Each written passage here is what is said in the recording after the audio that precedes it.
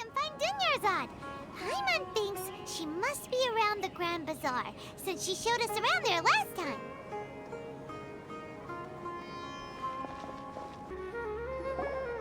There she is! Dunyarzad, we're back! Just as promised, Traveler and Paimon. I'm so glad that you two came back to celebrate Lesser Lord Kusanali's birthday.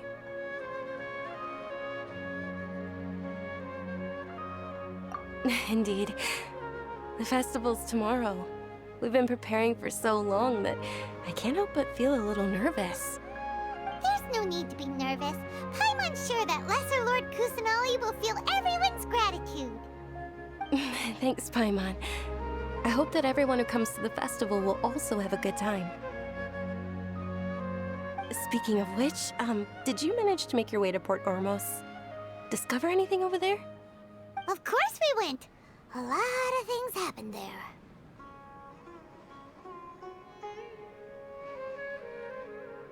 I see. Sounds like you two had another exciting adventure. If there is another chance, I would love to join. My lady, if you went to Port Ormos in your current state, we'd both be in for a lifetime of trouble. Dia! You were eavesdropping! It's called covert protection. Keeping an ear out for what's going on around my employer is part of the job. It's all right, Dia. I merely said I would like to go. I know better than to think my body could handle it. The festival's tomorrow. I've been doing nothing but causing trouble for you. So Dia, please take some time to relax.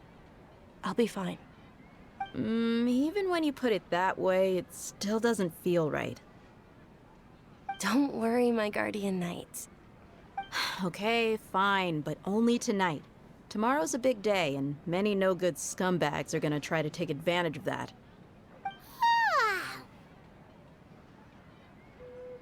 Oh, you two must be exhausted from your long journey back to the city. My apologies for not realizing this sooner. I've already prepared a room for you to rest. Please follow me. Whoa, you're so thoughtful. Paimon's so ready. Great food, great drinks that everyone can enjoy.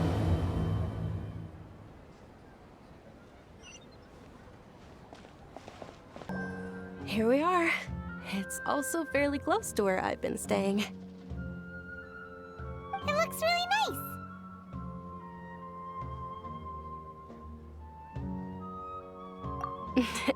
Not at all. Just tell me more about your adventures when you next get the chance. That's Paimon's specialty. Paimon can tell you stories next time. Oh, if you don't mind, how about we all walk around together tomorrow?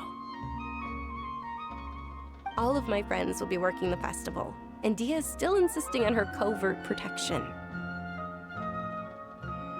Yeah, it'll be pretty hard to relax and enjoy the festival if Dia's constantly hovering over you, right?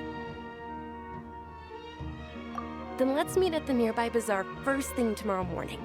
Have a great night. It's a deal. Good night, Dunyarzad. I may be too excited to fall asleep tonight. See you tomorrow. Paimon started to really look forward to the Sub-Zero festival too. Will there be lots of yummy food? Oh no. Thinking about food is just gonna keep Paimon up all night. The earlier we sleep, the better. Let's go inside, traveler.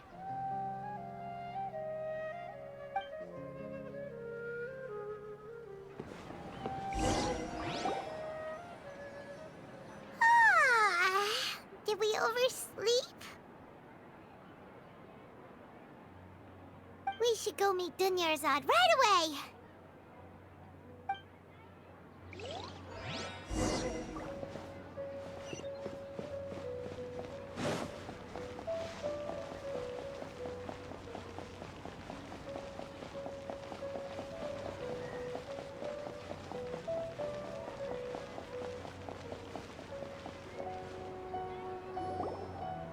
Traveler, Paimon, I've been waiting for you two.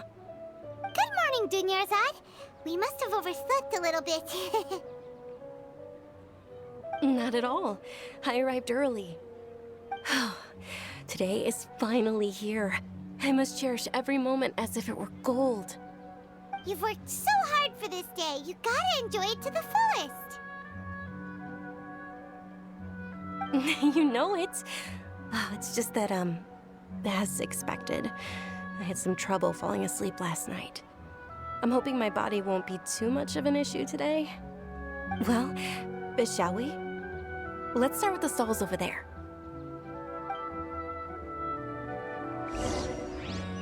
Many vendors came out of the blue to support the event, and they insisted on covering costs themselves. Let's go give them some business. They paid for everything out of pocket? Oh, sounds like they're not in this just for the Mora. They all said that contributing to a lively festival atmosphere is more important than money. Especially since we don't often get to celebrate Lesser Lord Kusanali's birthday. Ooh, they're selling food over that way! This is a stall offering foods from the Haft Mewa feast. Oh, you could tell straight away. I thought most people nowadays wouldn't know. Mushrooms, flowers, and all kind of fruit? It's all vegetarian stuff. Oh, Paimon's a little disappointed. So, what's the Haft Mewa feast you mentioned just now? It's another Sub-Zero's festival tradition. People used to set their tables with 7 different foods. Generally speaking, the most common selections were foods like Rukushifa mushrooms, lunar lotuses, Sumera roses, sunsetias, capulatas, hara fruits, and zaytun peaches. So, the Sub-Zero festival is a vegetarian holiday? You don't have to be a vegetarian to enjoy the spread. We just use the 7 foods to symbolize the 7 virtues of the Dendro Archon. Wait, but if that's the case, if Sumero uses vegetarian food to represent the Dendro Archon, then wouldn't the Pyro Archon's festival be full of food like roasted fowl, juicy meatballs, grilled steak? Oh, Traveler, we have to go to Natlan as soon as possible! I hope your wish comes true one day, Paimon. Thanks! Alright, how about we also check out some of these other stalls?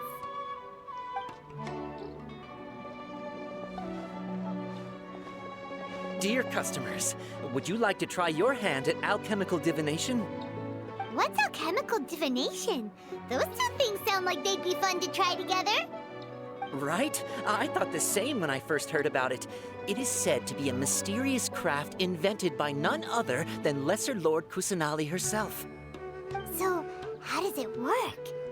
It's quite simple.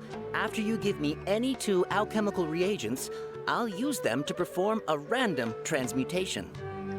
Sure sounds random. So random that it will probably fail. That is precisely what we need.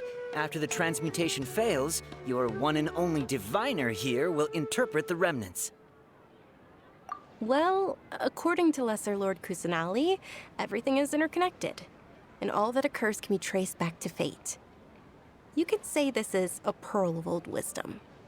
Why does everything sound so much more credible when Dunyarzad says it? Are you guys working together? So that's the true wisdom behind it. This young lady sure knows her stuff. So, how about it? Want to give it a try?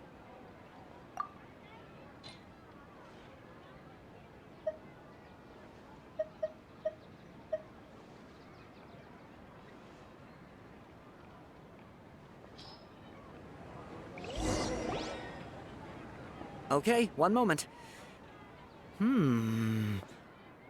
It's the moon. Paimon wants to take a look too. Is it? It looks more like a pie that Paimon bit into. Generally speaking, the moon signifies... It means... Wait a moment. Is he really looking it up in a book? Oh, I remember now. It means illusions and lies. Illusions and lies? That sounds rather ominous. Yes, but this book says that if you trust your intuition and overcome your fears, the sun will surely rise. He's not even trying to hide his book anymore. Naturally, fate will only ever show you the beginning of a journey. It is up to you to forge your own ending. Oh, thank you so much. I'll keep that in mind. Oh, it's nothing. I'm just learning as I go.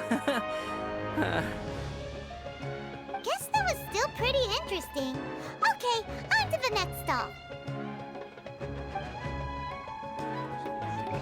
They say the Sub-Zero's festival was very lively a long, long time ago. Large flower carriages used to parade through the city.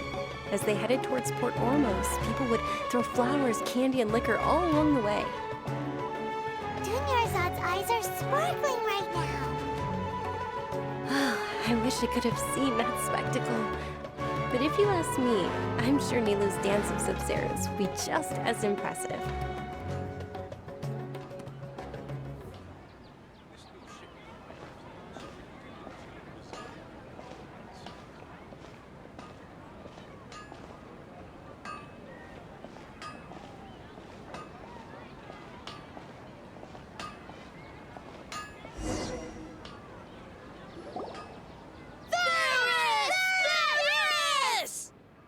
Attention! Soldiers, fall into formation if you want any Yalda candies.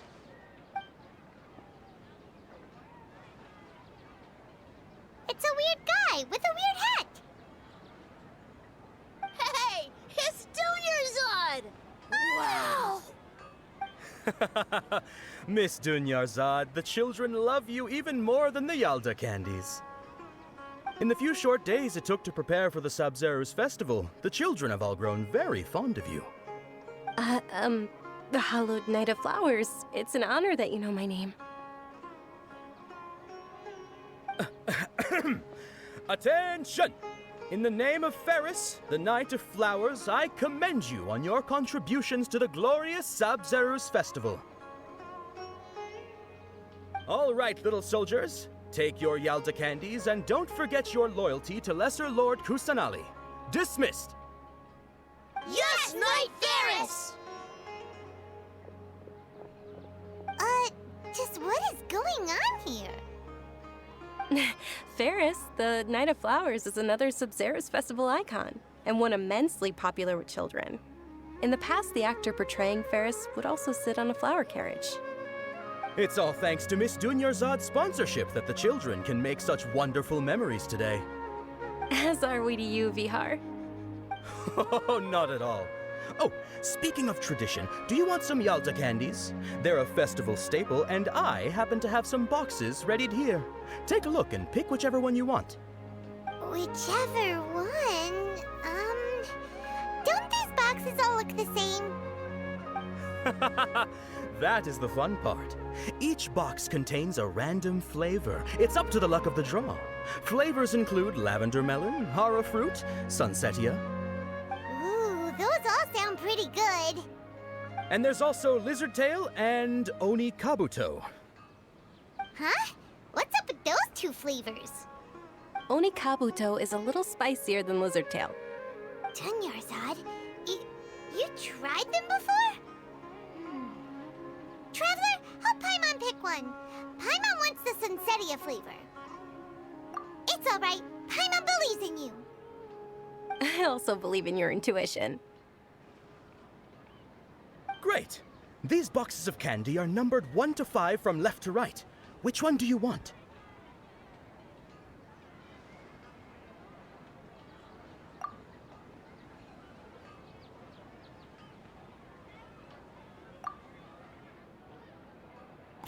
Attention! That's unfortunately lavender melon. Oh, Paimon thought you survived so many epic battles because you had incredible luck. But looks like Paimon was wrong. The Sunsetia flavored candy was in box number 4. How about this? The most important thing is that everyone has a good time at the festival. So please, take both boxes. Really? Thanks a lot, Knight of Candies. It's Night of Flowers, not Night of Candies. Paimon really wilted the carriageless Night of Flowers. They all basically sound the same. We got our candy, so let's keep going. Actually, I just remembered that I left something behind. Since you're here, can you come with me to get it? Dunyarzad, you probably forgot because you're so excited about the Sub-Zero's festival. How embarrassing.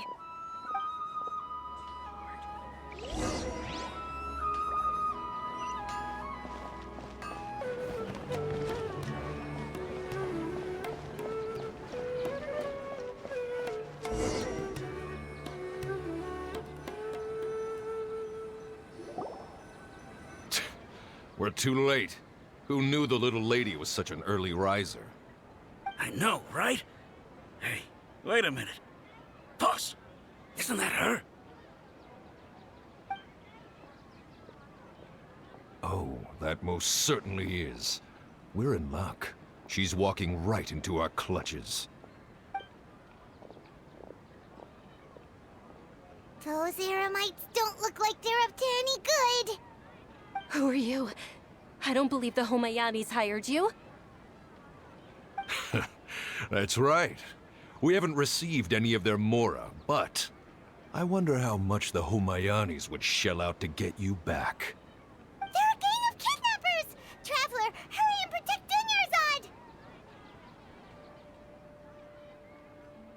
Hey, did you scumbags even consider that the Homayanis might have hired a merc that outclasses you? You're... Dia! Dia the Flame Main! No wonder we mercs haven't heard anything about you for so long. You sold your unruly mane to the highest bidder. Don't speak so disrespectfully. My family started working with her as gratitude for her past kindness to us. Don't worry about it, my lady. Just some friendly banter between mercs. One punch and those rabid dogs will expose themselves for what they really are. Aren't your claws all dull by now? Don't get too cocky!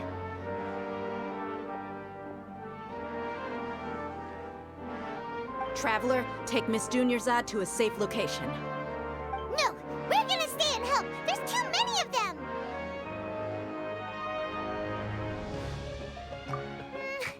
You're right. All right, fine. Please be careful, Dia. Don't waste your time worrying about me. This is my job. Look out for yourself. After I've wiped the floor with them, I'll go find you all.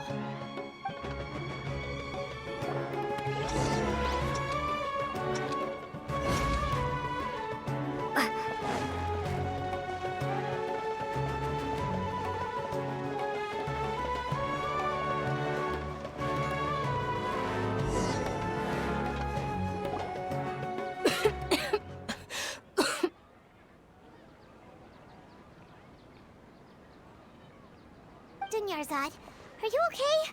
You look a little pale. Are you in shock? I'm fine. My body always reacts like this whenever I exert myself too much. You sure you're okay? I'll be fine after some rest. I'm more worried about Dia. After all, none of this would have happened if I hadn't insisted on coming out today.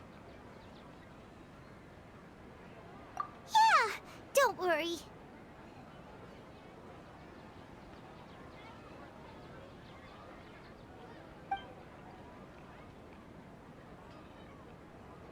My lady, Traveler, found ya.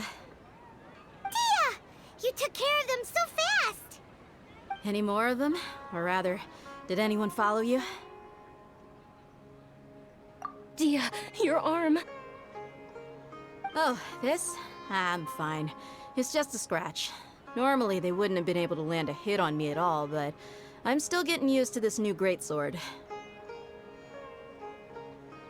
Please, let me take a closer look. Come on, it's nothing. Us mercs aren't as fragile as you think. Hold on, you said something about a new greatsword. What happened to the one you were using before? About that. Well, I sold it, because I was low on mora. Stuff like this happens every now and then. It can't be. The anonymous donation that was used for the venue's final round of preparations?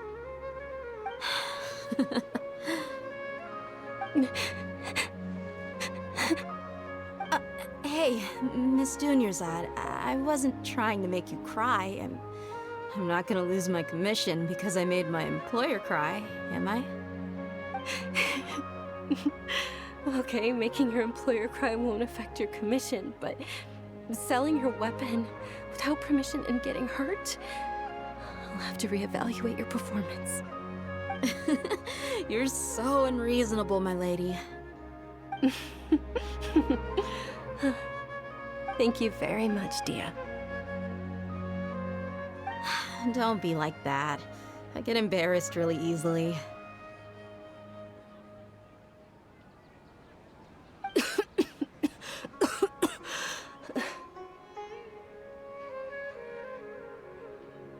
Are you feeling unwell again, Dunyarzad? My lady, your condition. Traveler, can you take her somewhere to rest? I'll look around the area to make sure we're safe from an ambush. Truly, I'm sorry for the trouble, everyone.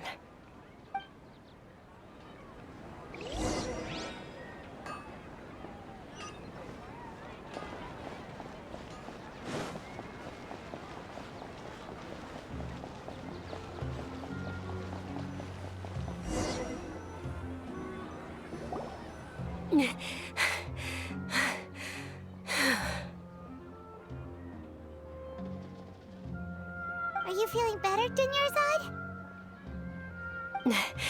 Yes, much better. Just give me a few moments and I'll be good to go.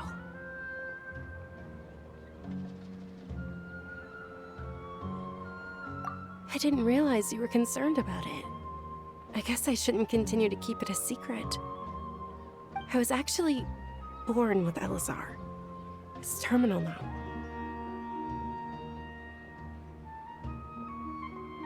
Can't believe it's Elazar! Oh, you've already heard of Elazar.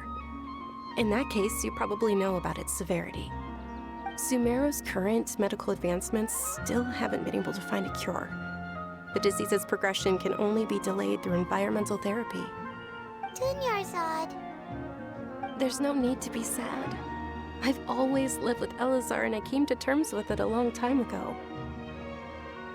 Compared to the simple fact that I'm afflicted with this, its effects on my life have been much more painful. I know that my family loves me dearly. They've done all they can to provide the best environment for me so that I can live for that much longer. However, I know I will one day succumb to this. Did you know? Before I ran away from home this time, the world outside of my home didn't even know that I existed. Since I was a child, all I could do was sit on my bed and stare at everything outside of my window. I'm sure my family's worried and disappointed in me for running away, but I just didn't want to have any regrets.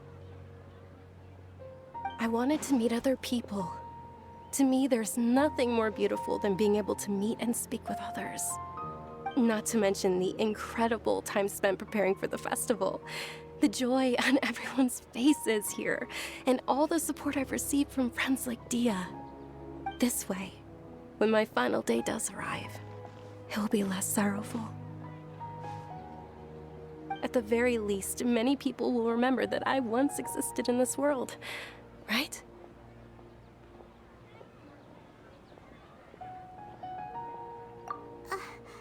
As long as you don't forget Paimon, Paimon also won't forget about you.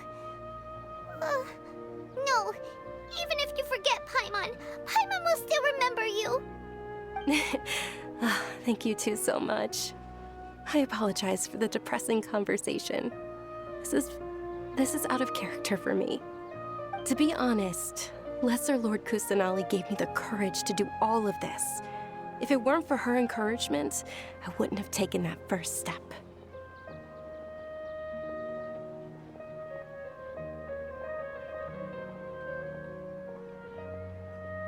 Thanks. There will always be frustrations in life, but I know that the point of living is not to leave behind any regrets. Oh, right. Isn't it almost time? Huh? Almost time for what? Isn't the Dance of Sub-Zeros about to begin? It's the part of the festival that I've been looking forward to the most. Nilu will recreate that legendary scene with her most splendid dancing. And the Sub-Zero's festival will conclude amid everyone's applause and blessings. And with that, my wish will also... Then what are we waiting for? Let's go to the stage! Yeah, we should still make it in time.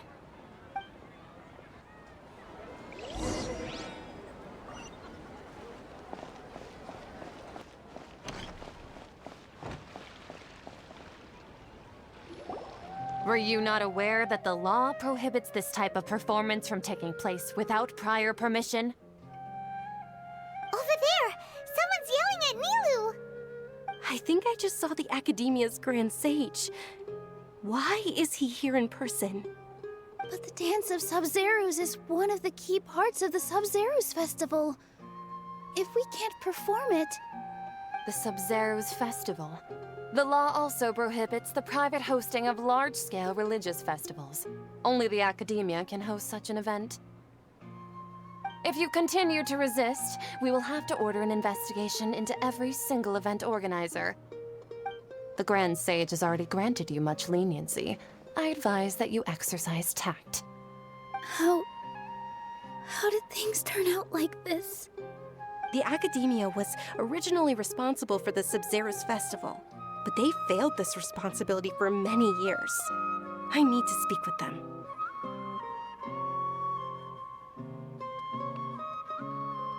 This is a hard pill to swallow, but you're right. Things would only get worse. Art, dance. Aren't you ashamed of pursuing such frivolous and meaningless activities in this land of knowledge and reason?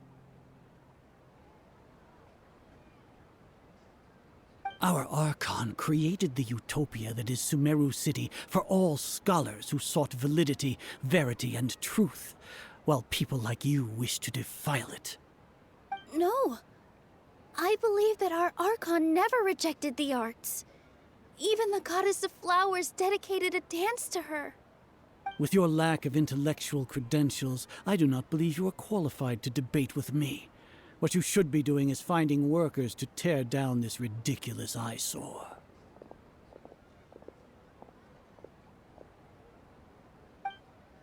When we return, have the scribe draft an ordinance before the next Nyagarbha Day that prohibits public art performances. We will announce it to the public later via the Akasha. Understood. I will inform him when I return.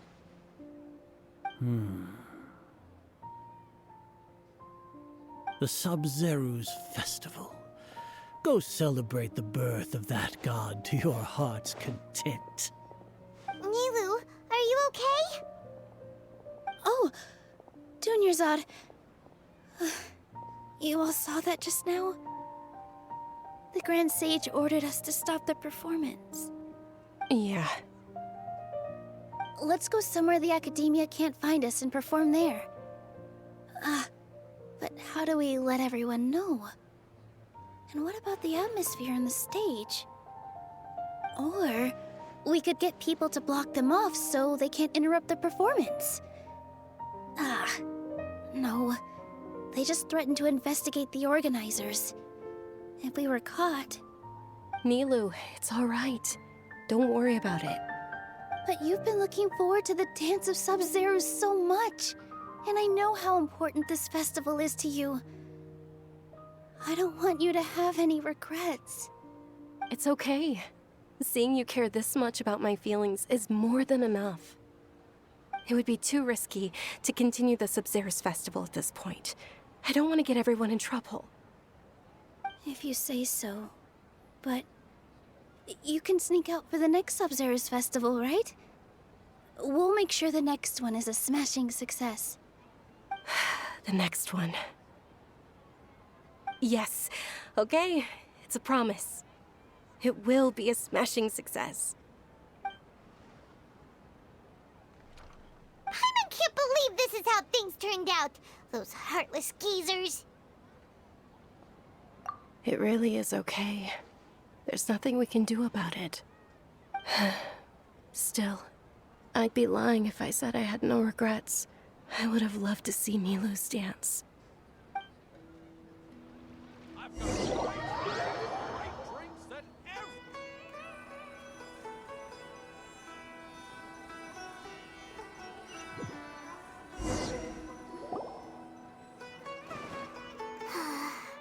A lot happened today.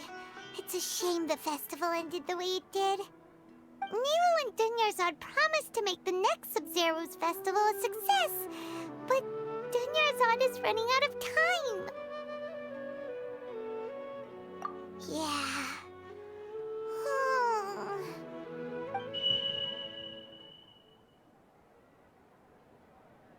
All connections have been secured to construct the most stable framework possible.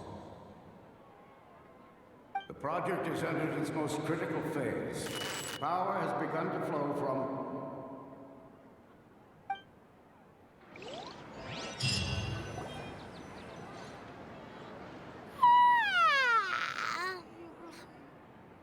Oh, we're gonna be late! It's all because you wouldn't get out of bed! We should go meet Dunyarzad right away!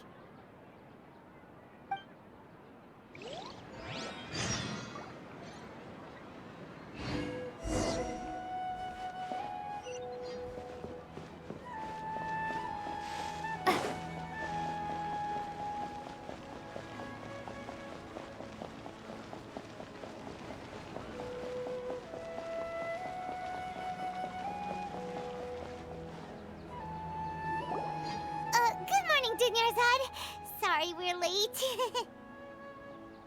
Not at all. I arrived early.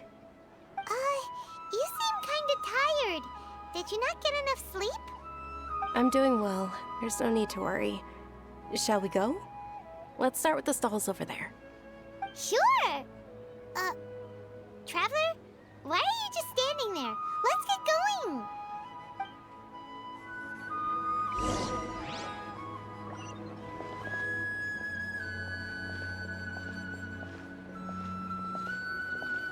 Ooh, they're selling food over that way! Let's go take a look!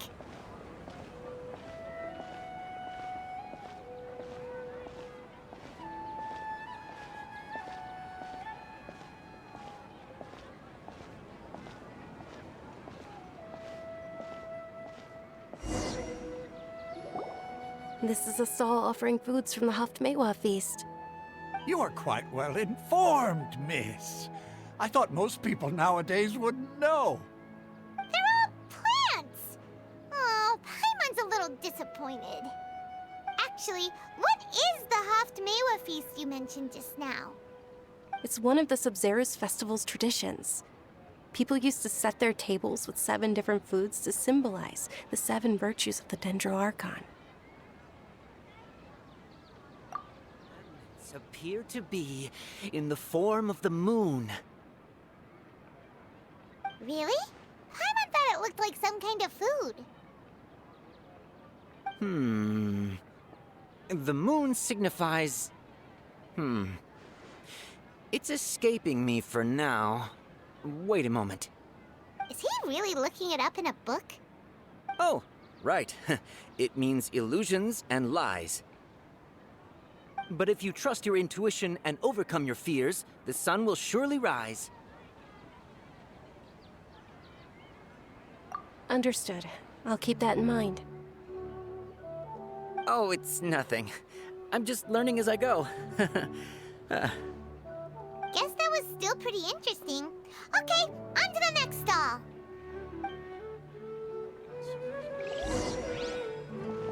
So, where to next?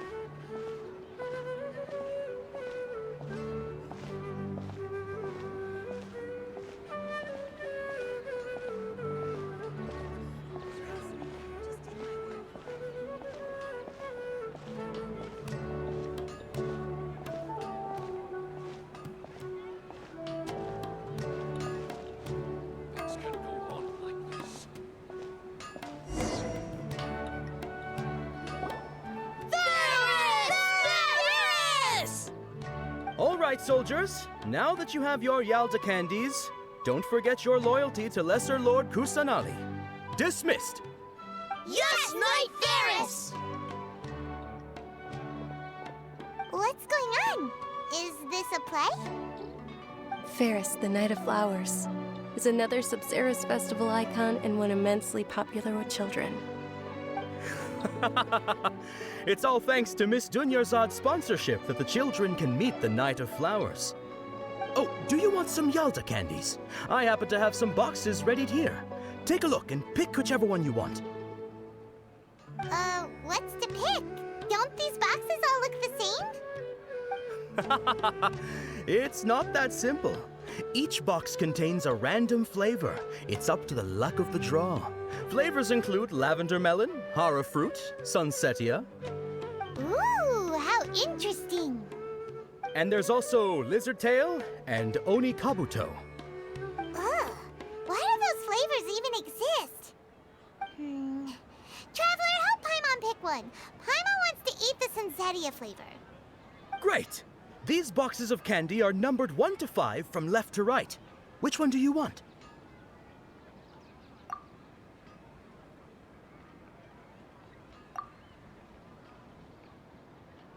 Ah, excellently chosen. Number 4 is indeed sunsetia.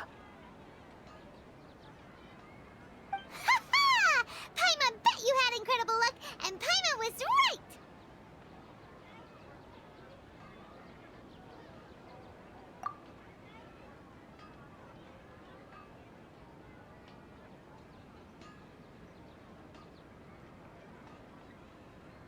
Huh? How's that possible? It's obviously random.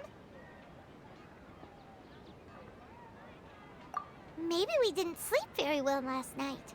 Or maybe we slept too much.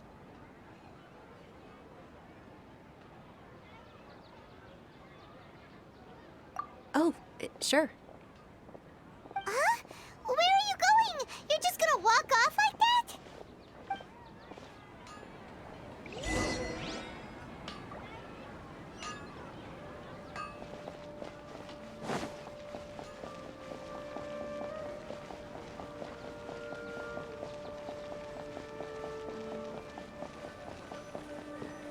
A feeling of deja vu? Oh, Paimon knows what that is. It's when you feel like you've already experienced whatever is going on. In that case, Paimon also felt something like that today. But that's just our brains playing tricks on us, isn't it? So why'd you run here in such a hurry?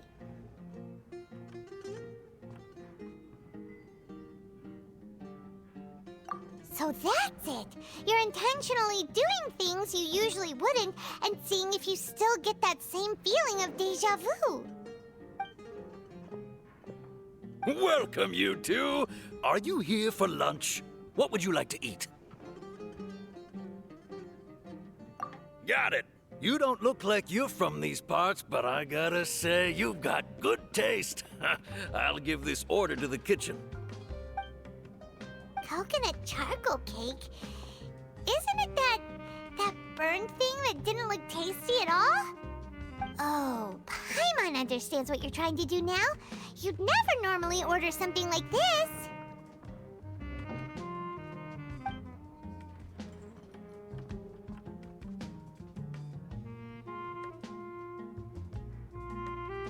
That thing? Are you really gonna eat it? Isn't this going a bit too far?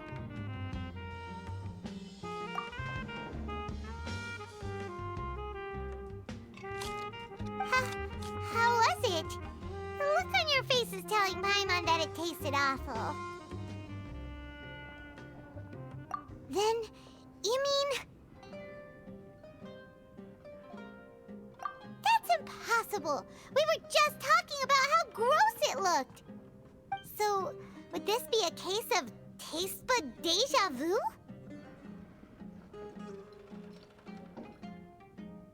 Paimon also gets the impression that we've been here many times, even though we aren't regulars. How about we go out again and try something else?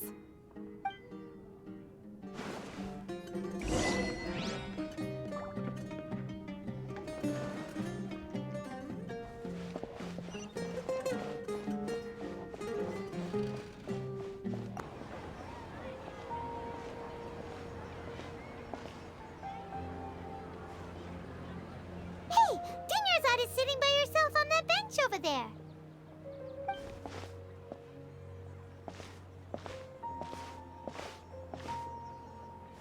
What a coincidence, Dunyarzad. We meet again.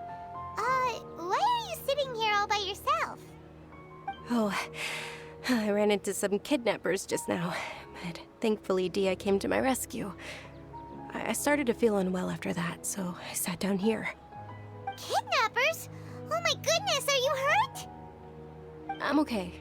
Dia's arm got scratched, but it isn't serious. Whew. That's a big relief. But, Dunyarzad, you seem a little down today. It's the Sub-Zero's festival, and you've been looking forward to it so much. Not at all. I've always been like this. Excessive physical exertion or strong emotions tend to aggravate my illness. Besides, no matter how amazing today may be, it is but a single day. After however many more days, my time will come to an end. Paimon doesn't quite follow you, and Paimon feels like something's really got you down right now. It really is fine. I don't mind.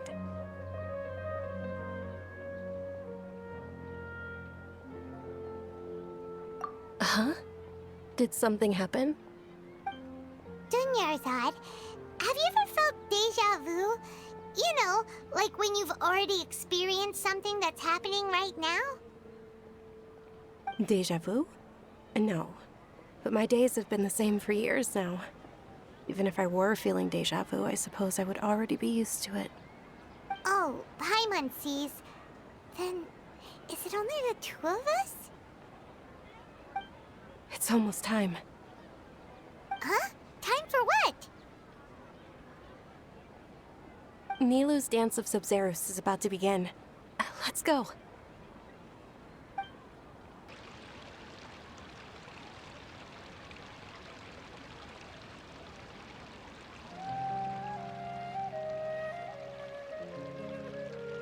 With your lack of intellectual credentials, I do not believe you are qualified to debate with me. What you should be doing is finding workers to tear down this ridiculous eyesore. When we return, have the scribe draft an ordinance before the next Nyagarbaha Day that prohibits public art performances. We will publicly announce it later through the Akasha. Understood. I will inform him when I return.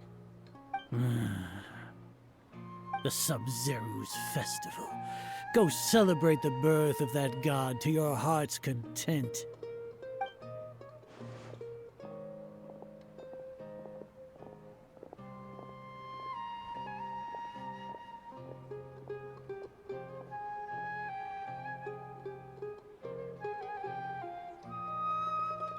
Nilou, are you okay? Oh, Dunyarzad. The Grand Sage ordered us to stop the performance. It's okay. There's nothing we can do about it. But you've been really looking forward to this. I don't want you to have any regrets. It truly is unfortunate, but I don't want to cause trouble for anyone. Didn't the Grand Sage say that he might investigate the organizers? True, but... well, okay. I'll just have to try again next year. The next festival. I probably won't be around by then. Wait, what did you just say? No, nothing. I'll be heading back to rest. Thank you for your help, everyone. Paimon can't believe what those heartless geezers did!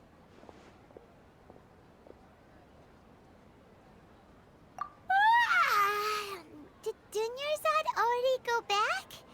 We should also return and get some sleep.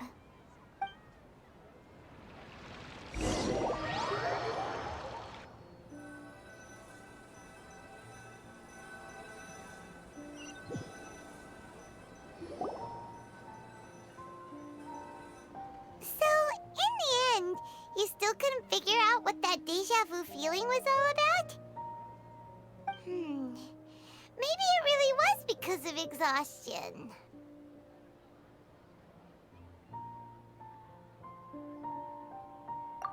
Same here. That's why Paimon stopped thinking about it halfway through the day. Then, how about we settle in and get a good night's sleep? For now, we can chalk things up to exhaustion. We can do more thinking tomorrow.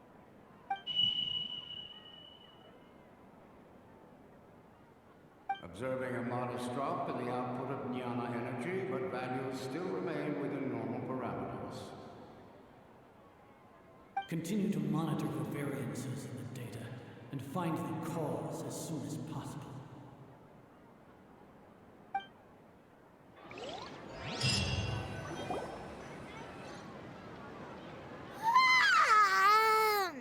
Why does Paimon feel so tired after so much sleep? Anyway, we should go meet Dunyarzad right away.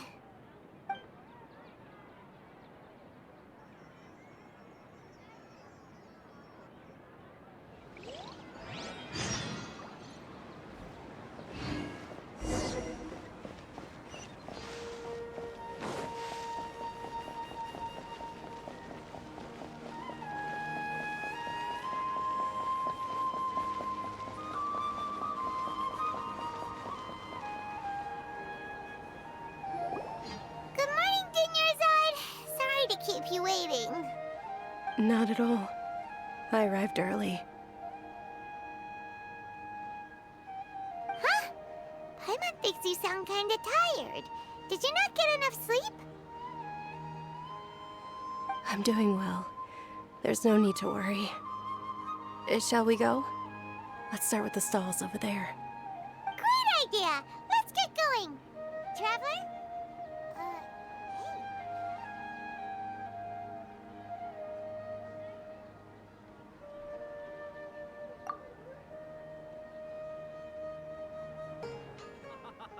It's all thanks to Miss Dunyarzad's sponsorship that the children can enjoy the Sub-Zero's festival.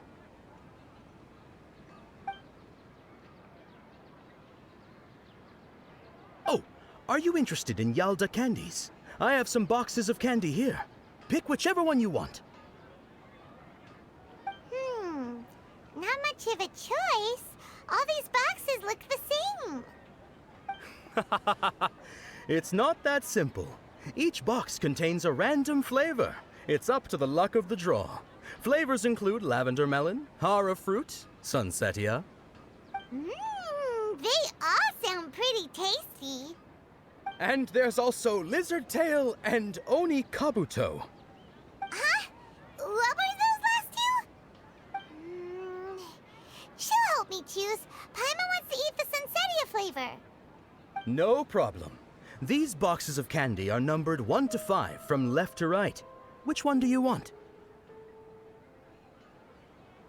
Oh, I like your confidence. No hesitation at all. Oh, congratulations! Number 4 is indeed sunsetia.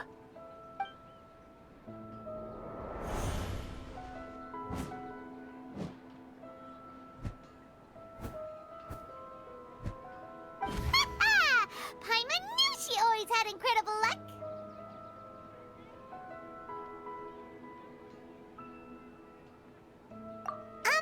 Paimon's not really interested in the other flavors. Wait. How did you know?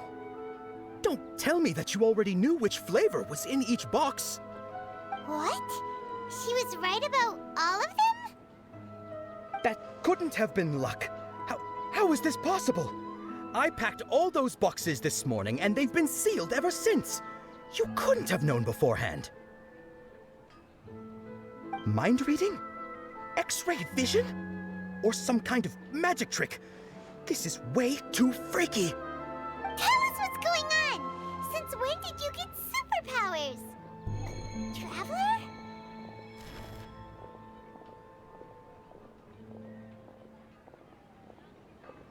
Hey, where are you going?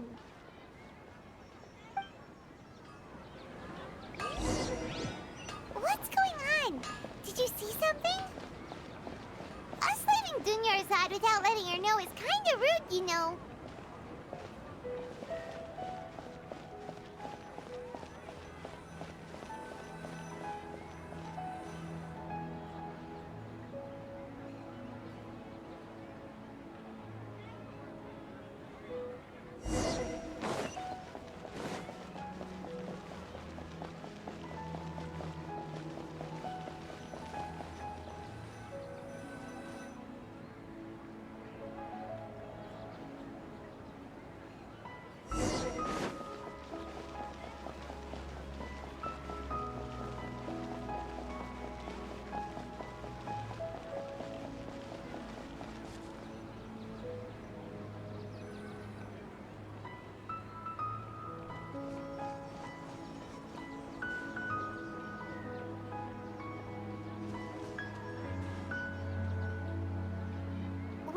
looking for?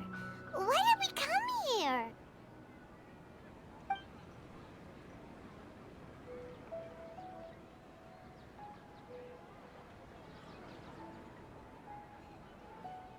Traveler?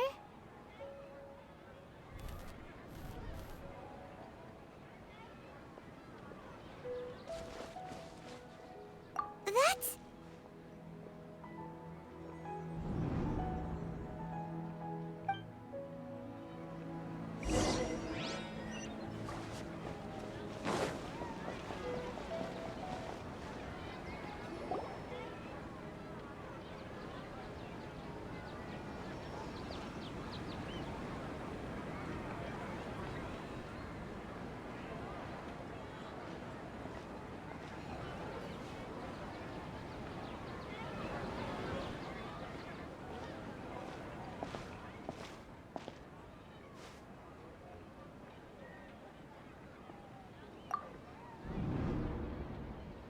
Look! That's... Isn't that Dunyarzad? What's happening here? Why are there two Dunyarzads? You already know that this isn't your first Sub-Zero's festival, don't you? I'm sure you already know how to use this. A knowledge capsule? Where did you get it? What's inside? You should use it too, Paimon. You know Paimon? Well, this seems kinda sketchy, but Paimon feels like this is what we should do.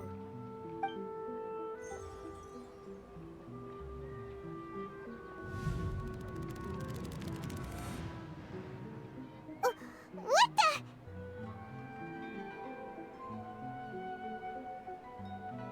This is our 20th time at the Sub-Zero's festival? Huh? No. The 30th? 40th? Just how many times have we been to the Sub-Zero's festival? Have we been trapped in a single day? If it weren't for you, we wouldn't have even realized. What the heck was inside that knowledge capsule? Your memories are still scrambled? Try your best to remember. This isn't the first time we've met, and I answered that question a long time ago. Let Paimon think. Oh, it's coming back. Meeting you was the real catalyst for restoring our memories, and the knowledge capsule was just your means of showing our minds the way. What about everyone else? Why are you only helping the two of us? Your sense of deja vu is stronger than everyone else's, yes? As for an explanation, you two received the blessing of Dendro, and you also have special, sensitive constitutions. It was as if a single sheet of paper was separating those memories from your consciousness. A familiar question. I think this is the 7th time you asked that. As you can see, she isn't doing well. You probably sensed it too. The Dunyarzad you were just with is different from the first Dunyarzad you met. That first Dunyarzad is in front of you right now, and she doesn't have a lot of time left.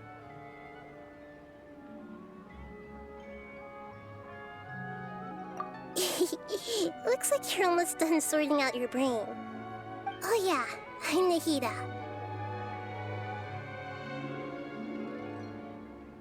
Good, you passed the test. What's happening? You can awaken our memories, and you seem like you know what's going on. Oh, wait, please don't tell Paimon even you don't know. Everything in this world runs in a loop. This cycle is called a samsara. You, me, and everyone else are all stuck inside a one-day samsara. As for the truth, that's on you to find out. If you were told the truth instead of discovering it yourselves, it would literally blow your minds. I don't know how you'd be after that. I can only give you surface-level help, like bits of information and subtle hints. For the rest of the time, I'll be doing all I can to slow down Dunyarzad's illness. She looks like she isn't doing well at all.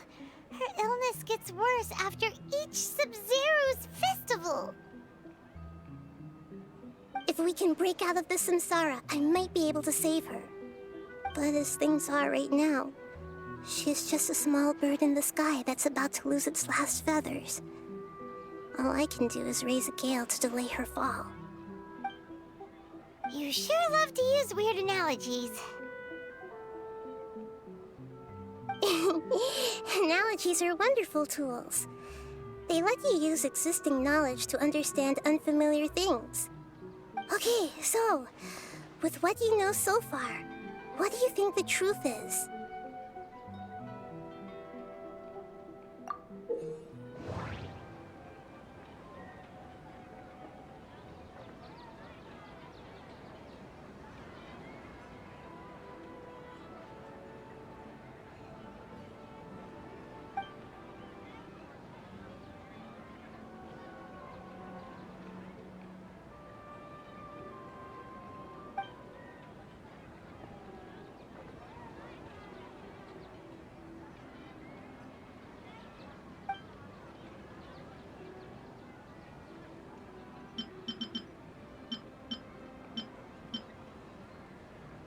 We've already experienced the Sub-Zero's festival many times. And the day of the festival seems to be in a perpetual samsara.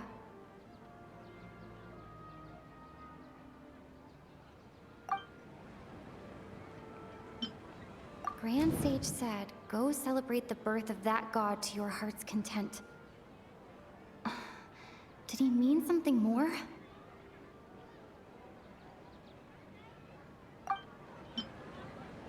The moon, illusions, and lies. What do they all mean? What's happening right now seems to have happened before. This feeling has been getting stronger and stronger.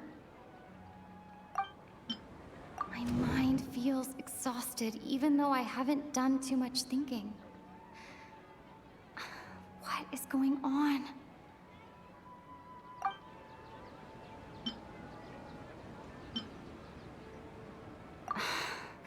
That doesn't sound right. I need to carefully think things through.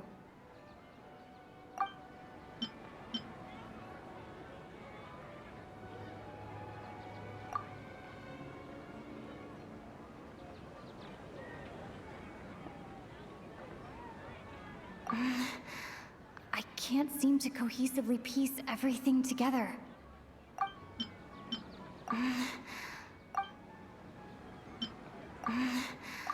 I can't seem to cohesive.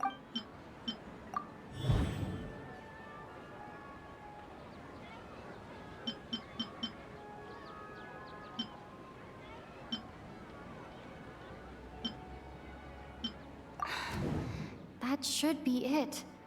The flow of time is endlessly cycling within one single day.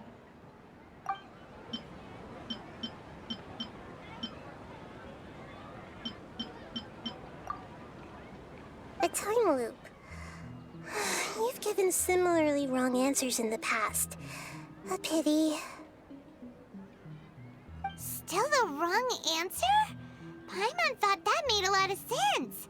It feels like time's just repeating itself. A simple time loop can't explain some of the phenomena. You two are still missing a lot of information. Unfortunately, I can't give you any more hints.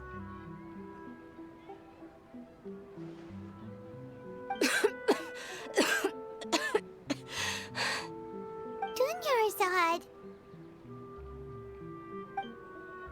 The Sub-Zero's festival is happening every day, but that doesn't mean we can waste an infinite amount of them. Hurry and find the truth before today's festival ends.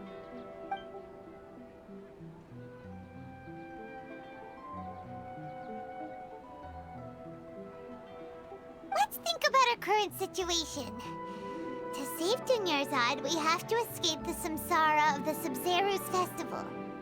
And to do that, we need to figure out what's happening. The truth. Nahida rejected the idea of a time loop, so we must have missed something, right? Paimon's memories say that we've already done this many times, but let's go talk to people again. It's more productive than sitting here and scratching our heads. Why don't we start with those stall owners?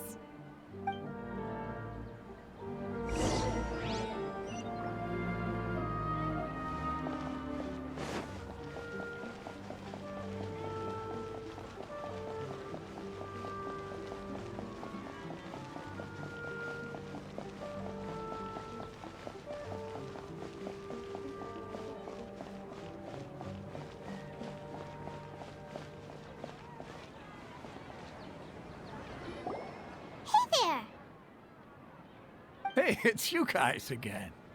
Where's your cultured friend? She's feeling a little unwell. I see. Did you come back to buy something? I guarantee the freshness of my products. I harvested them from the forest just yesterday. Huh? What brought this about? I hurried back from the forest yesterday, and I'm selling produce here today. I haven't felt anything strange. To put it another way, if you really think about it, was yesterday truly yesterday? Did you actually come back from the forest yesterday? What kind of philosophical nonsense is this? Are you two daydreaming? Didn't you know that no one dreams in Sumeru? Go somewhere else if you want to find someone to daydream with.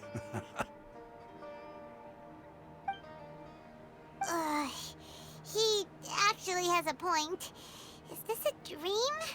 Is everyone dreaming? True. It's so weird that people here don't dream. Why is that? Anyway, if this all really were just a dream, we would have woken up a long time ago. Let's keep asking around.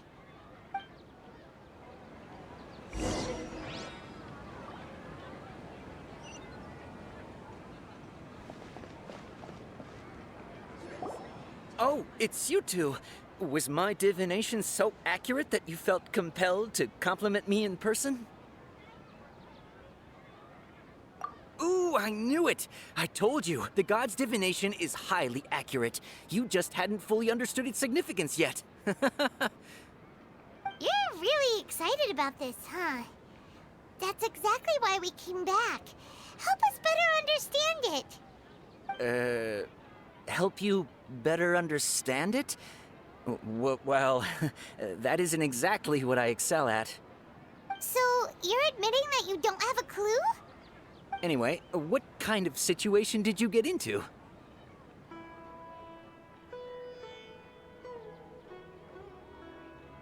Huh? Hold on a second. I thought you guys just lost your wallet or fell for a scam.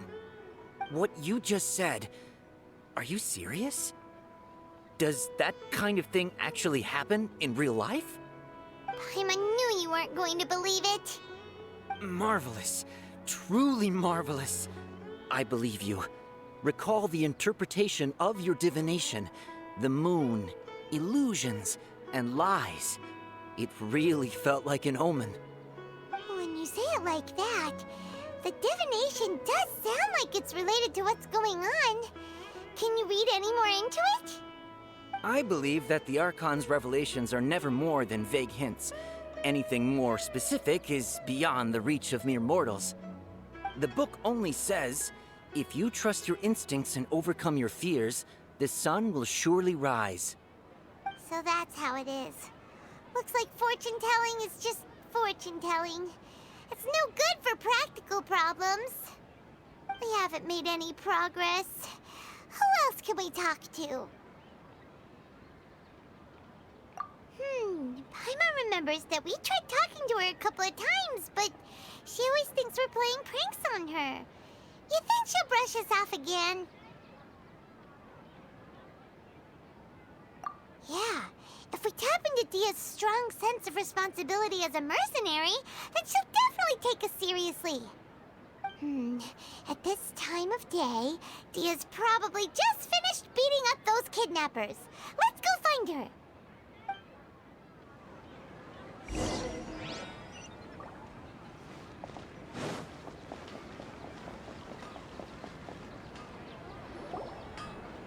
I'm fine, my lady. It's just a scratch. Perfect timing. Both of you are here. Paimon, Traveler, you came at just the right time. Listen, there was a dangerous Huh? You saw? Then why didn't you jump in earlier? If someone was protecting Miss Dunyarzad, I could have went all out. Anyway, can you do something for me? You want the Traveler to take Dunyarzad somewhere to rest up while you check to see if there's still any kidnappers around. Did Paimon get that right? How did you know what I was going to say? We need to say something convincing.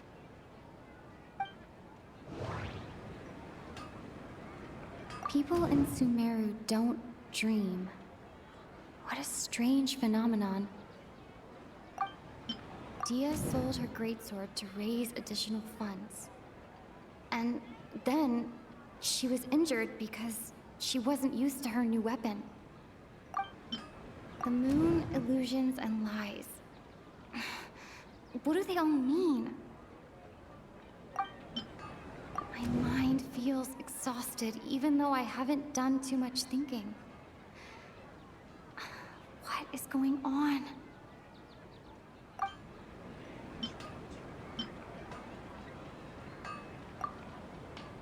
Tell her, Traveler!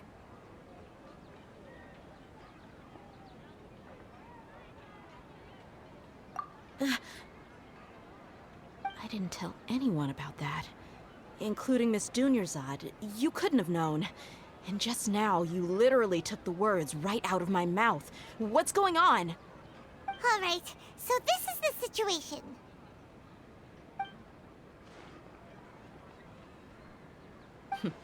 It's kinda hard to believe what you just told me. First, let me make something clear. Most of us desert dwellers might not be the scholarly type, but we do have basic common sense. She's quieter than usual. Uninterested in anything and really gloomy. Yeah, she isn't the same as before, but her parents said that this is how she was like at first. Huh? At first?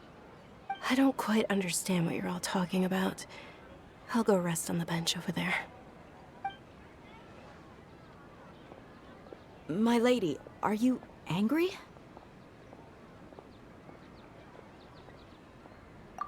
All right, I'll give you the benefit of the doubt since you knew about my greatsword. Let's make this a quick trip. Miss Dunyarzad isn't completely safe here.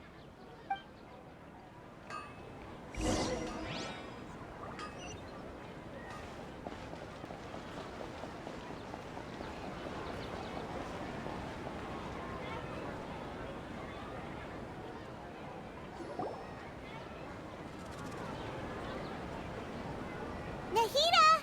We brought a friend! Are you busy? I thought I told you that it won't help to bring anyone here. We just wanted her to see the real Dunyarzad's condition. The real Dunyarzad? Where and who are you talking to? Huh? I told you that you two are special. Other people can't see me or Miss Dunyarzad here.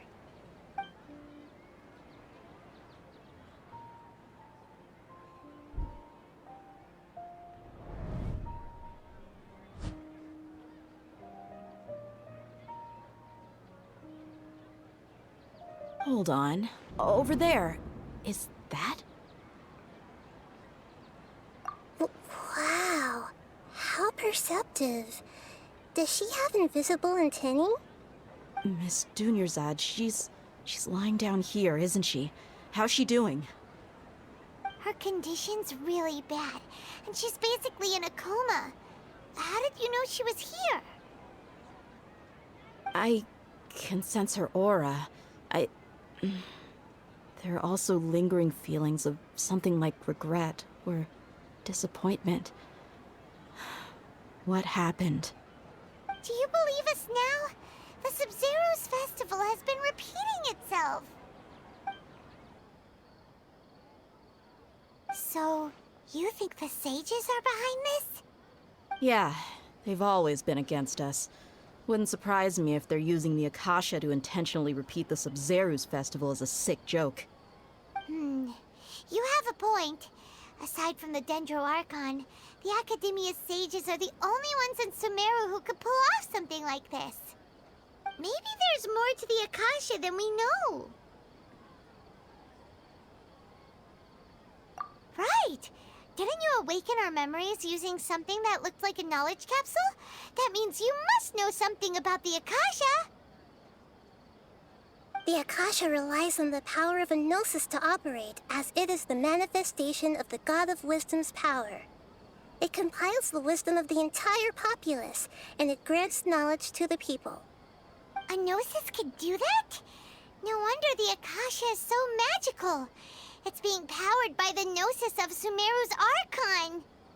So, this Nahida you mentioned, what did she say? She said, and Paimon quotes, "The Akasha relies on the power of a gnosis to operate, as it is the manifestation of the God of Wisdom's power. It compiles the wisdom of the entire populace, and it grants knowledge to the people." Compiles the wisdom of the entire populace and grants knowledge to the people. Wait. I get the grants knowledge part. That's what people have always used the Akasha for. But compiling the entire populace's wisdom? How does that work? Did she mean that the sages enter new knowledge into the Akasha? Oh, yeah. That sounds about right. What do you think?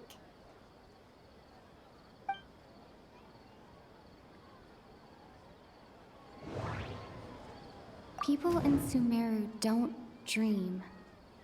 What a strange phenomenon. Okay, Nahida said, the Akasha relies on the power of a gnosis to operate, as it is the manifestation of the God of Wisdom's power.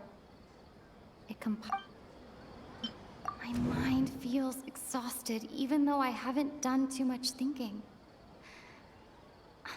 What is going on? What's happening right now seems to have happened before.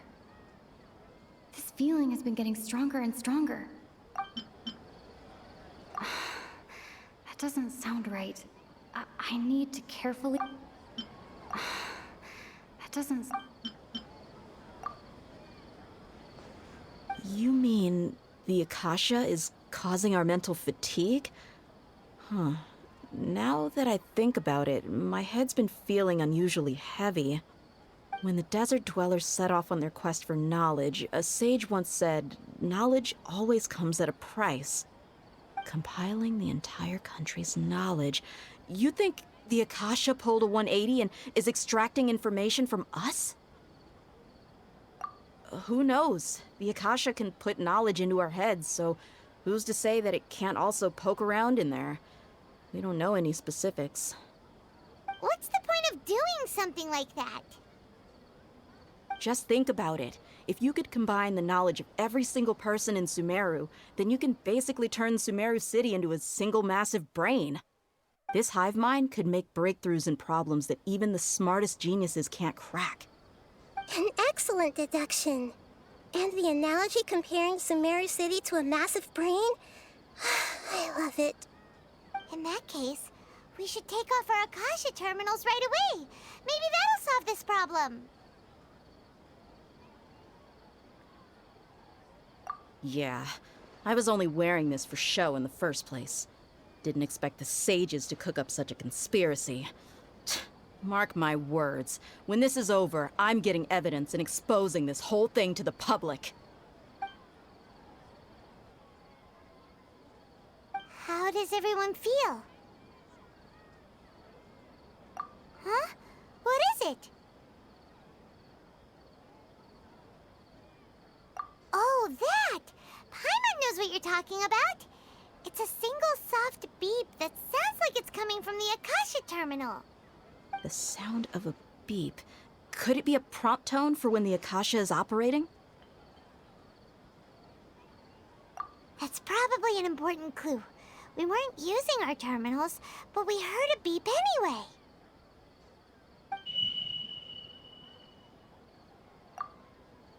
Traveler, did you hear that? I heard it too.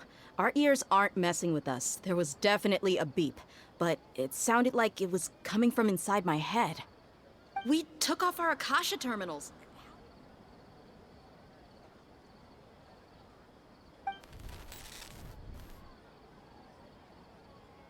Phase runtime has exceeded its expected length. At this rate, there may be casualties. But we cannot lose all of our progress.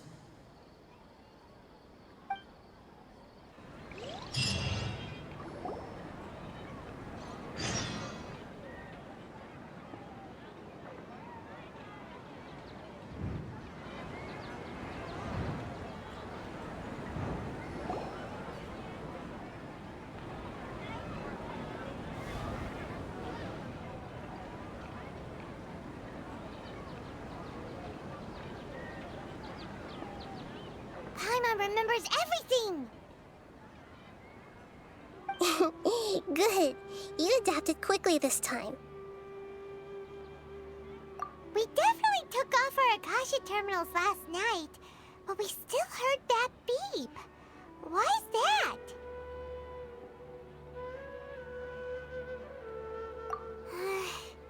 But now we can at least confirm one thing. The Akasha definitely has something to do with whatever's trapping us in this cycle. Oh, Paimon doesn't get it. Why would the Akasha go this far if all it wants is everybody's wisdom? It's extremely difficult for lab rats in an experiment to understand why they're being treated the way they are. If we're lab rats, then what are you? Nahida, you've never told us anything about yourself. I guess I'm the moon. The moon? Wasn't that the result of our divination? Anyway, knowing who I am won't help you get closer to the truth, so you should focus on other things. Don't get distracted and miss any clues. Okay then. Dia helped us a lot yesterday, so let's go find her. If Paimon's reading the time correctly, those kidnappers should be showing up soon.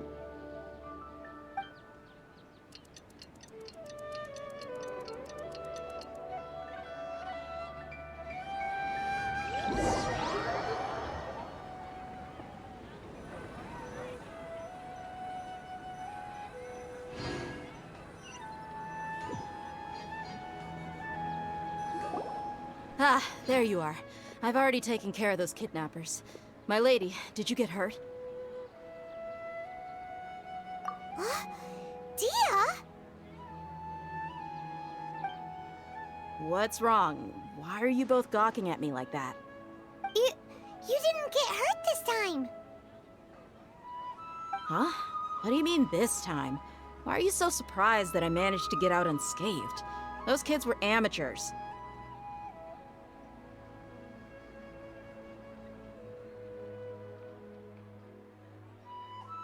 Shh! How did you know about my greatsword? I haven't told anyone about it. Please, don't tell Miss Dunyarzad. So Dia's lost her memories after all. Anything strange? You already know that I got a new greatsword. If I had to say something, it's weird how such a new weapon could feel so familiar. It's as if I've already used it to fight a countless number of battles. You're saying that although you don't remember using it, your body feels like it does? That's right. Both mercenaries and warriors heavily rely on muscle memory. Only knowing the theory of battle won't get you anywhere. Traveler, what do you think?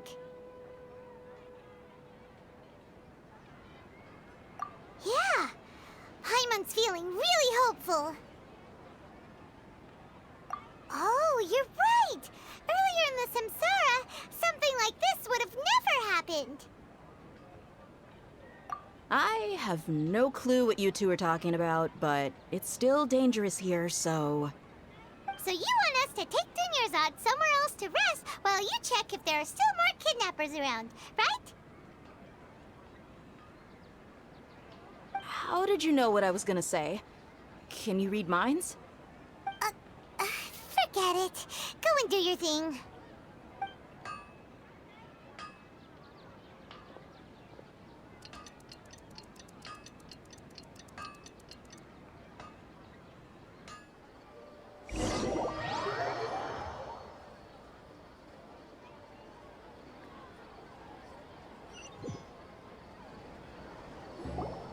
Whew. It's finally nighttime. Aside from Dia not getting injured, everything seems to have stayed the same. Listen, Nahida, we found out that Dia got out just fine today, even though she got injured every other time she fought the kidnappers. Do you think the Samsara has been broken? Have we saved Dunyarzad? Really? Good job on all that progress. Get some good sleep tonight. Hey, what kind of an answer is that? Tomorrow will come. Everyone assumes this is common knowledge, but the only way you can know that for sure is if you experience tomorrow. How many todays has it been? Is it possible that today will be followed by yesterday? Does tomorrow truly exist as anything beyond a made-up concept? It's even possible that this entire world is a lie, and the history of the whole world has just been one endless Sub-Zero's festival. Okay, no more. Paimon's brain is already shut down. That's why it makes no sense to waste your energy thinking about things you will learn tomorrow. Get some good rest. You know, use the bathroom and flush your anxiety dookie away. Huh? Hold on, what did you just say? Did Paimon hear you correctly? Huh? People always say they feel a sense of relief after they take a duk-duk. That's why I suggested you could try that. Is that so strange? It's so strange and so against common sense that Paimon's at a loss for words. You were sounding kind of smart just a minute ago. Yeah, even though it's happy and lively at the Sub-Zero's festival every day, it feels like it's been a long time since we've really gotten to relax. Let's go back to our room.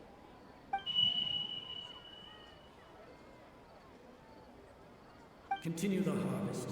Compared to what we stand to achieve, these sacrifices are trivial.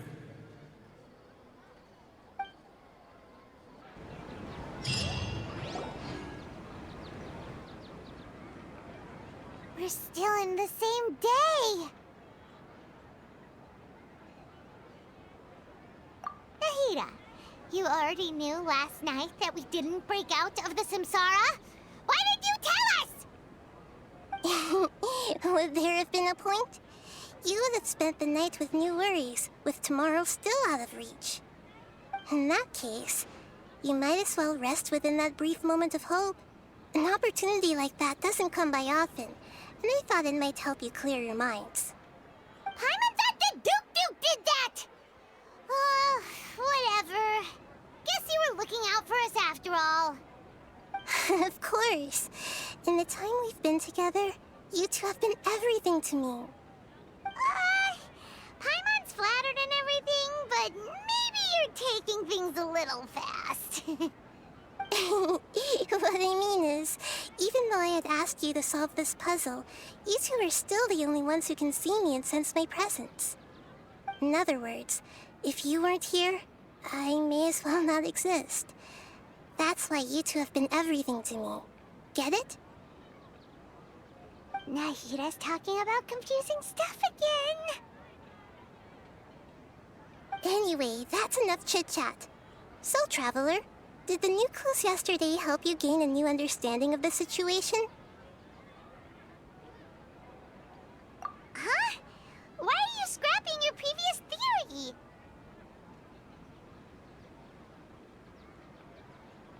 Oh, yeah! You're right! Gosh, how did we not notice that? In a simple time loop, people's physical conditions should also reset. So, what's your new hypothesis? The moon, illusions, and lies. What do they all mean? Mercenaries rely heavily on muscle memory. And Dia was able to use her experiences to avoid injury in later samsara cycles.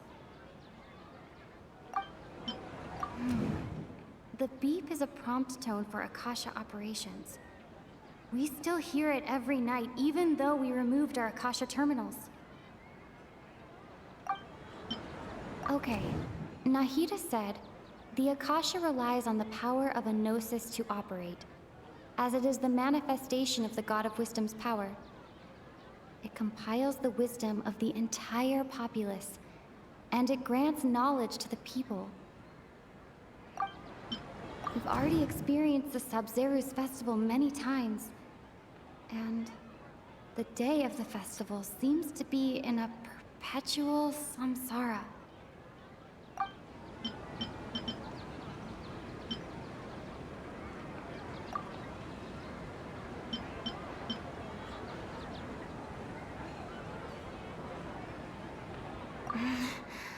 I can't seem to go...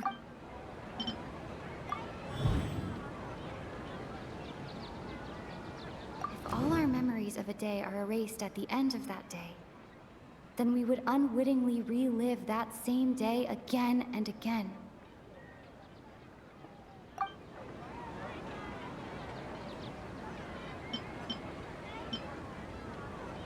The moon, illusions, and lies. What do they all mean? Mercenaries rely heavily on muscle memory. And Dia was able to use her experience. Oh!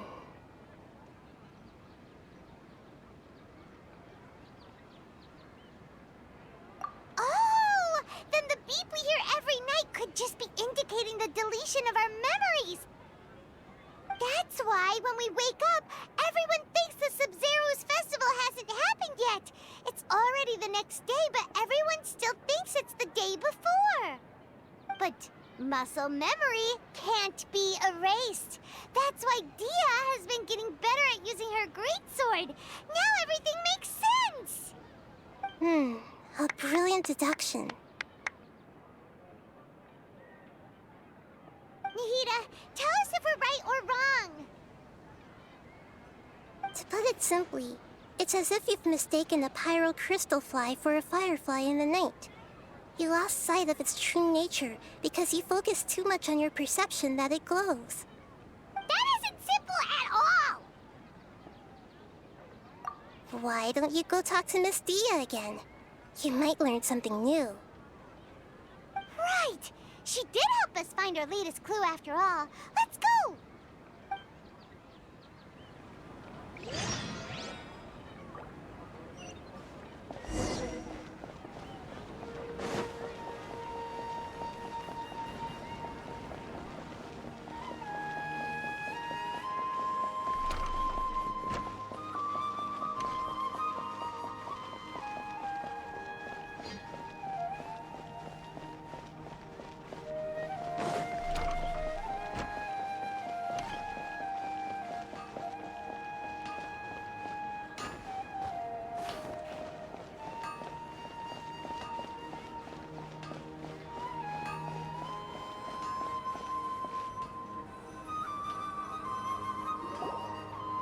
There you are.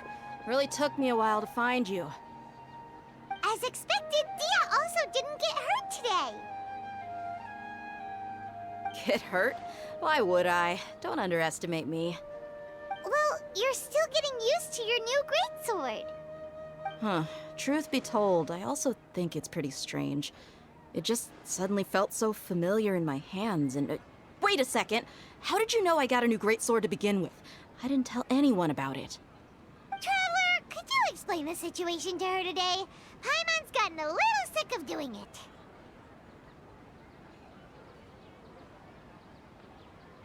Oh, that works!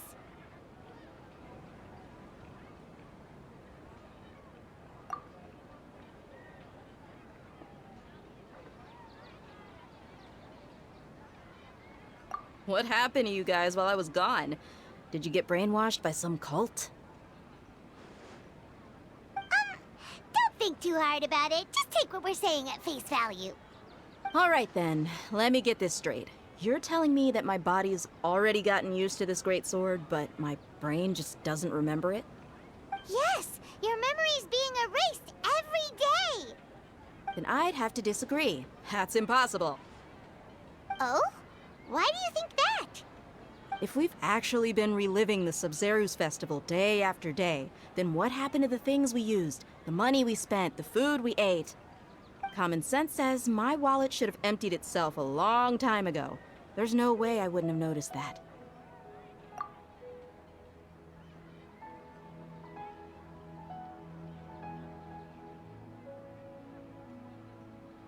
Right! They could use the Akasha to record what everyone did that day, and then use the city's resources to replenish everything! It's not very likely, but it's also not impossible. No, it is impossible. I've got proof. You have proof? Where? You two are surprisingly serious about this nonsensical discussion. Fine, I'll play along for a little longer. Come with me, Miss Dunyarzad. Please come along as well. I still can't guarantee that this area is safe.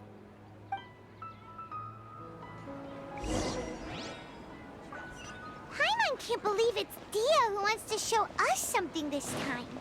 2 days ago, we were the ones taking her to see Dunyarzad.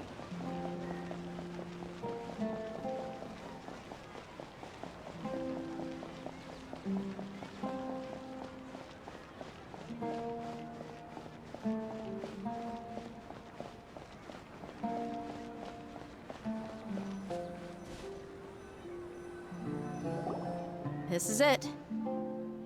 Huh? This is a wooden training dummy.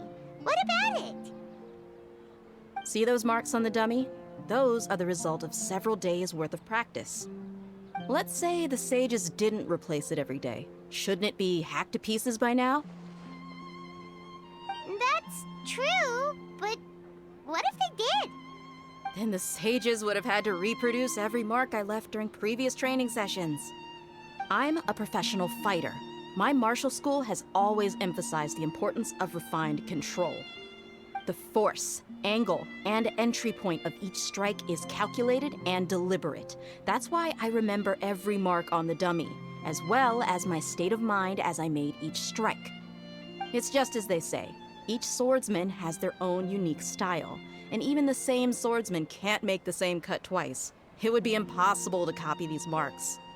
Is it really impossible? What if they used some fancy machine to carve every single mark? People often say that a camera's photo can never replace an artist's painting because the former has no spirit to it. The same thing applies here. At a mere glance, I can differentiate carved marks from the results of combat training. Whew, I hope that cleared things up for you. Hey, is this that new brain exercise game that's been super popular with the scholars lately? It's surprisingly fun. Anyway, it's getting late. I should escort Miss Dunyarzad to Nilu's stage. See you later. Well, back to square one. Is our memory deletion theory also wrong? But at least we've reached some other conclusions in the meantime. Yep, that's true. So, can we think of any new ideas right now? Strange? Paimon feels like everything's been strange lately. Huh? Leaving the city? You're right! It's really strange how we never thought of such a simple solution!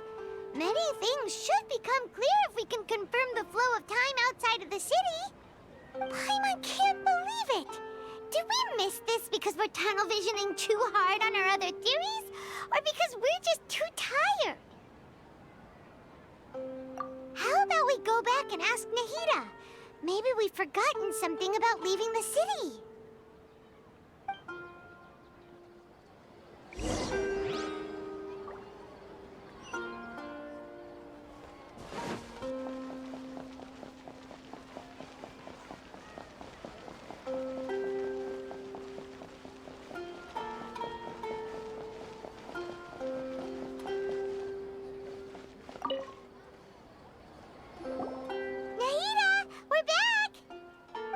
Early today.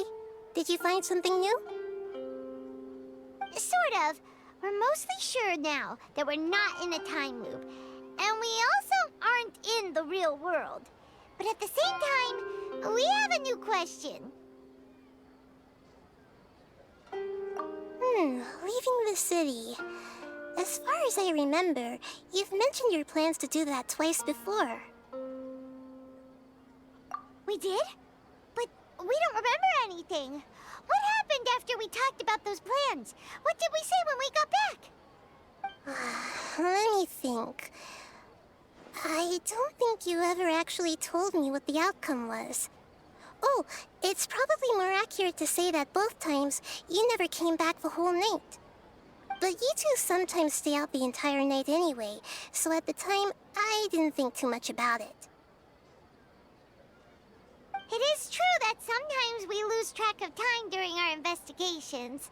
Before we know it, it'll already be the next day. But still, neither of us remember anything about leaving town. Really? That's kinda strange. In theory, I should have already awakened all your memories. Yep, something here's definitely fishy. Let's get to the bottom of this tomorrow.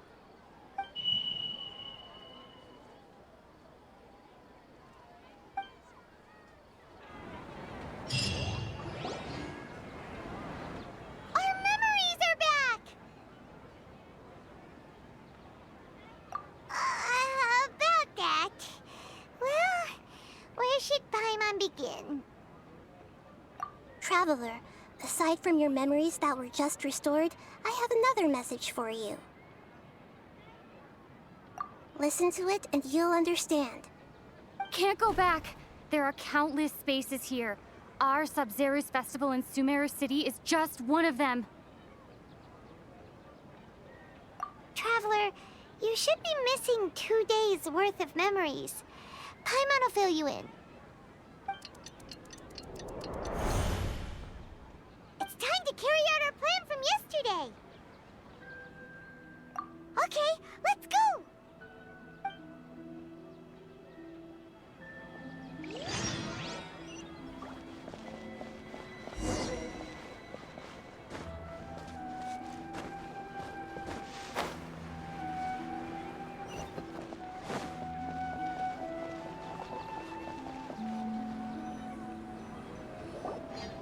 Why can't we leave the city? What is the Academia up to now? Don't ask me. It's not like I can tell you anything. This is a direct order from the Grand Sage. Just wait until tomorrow. I have a real emergency. My goods have already arrived at Port Ormos. If I don't hurry, they'll be stolen. That's your problem. Make sure you make a request in advance next time. But it's not like you can just predict business matters in advance. It looks like the Academia already announced a lockdown for Sumeru City today. How completely unsurprising. Let's go and question them. Hello, sir. Why can't we leave the city today? Here we go again. Don't ask me. I don't know either. We just received an order that no one is allowed to enter or exit Sumeru today. They didn't tell us anything else.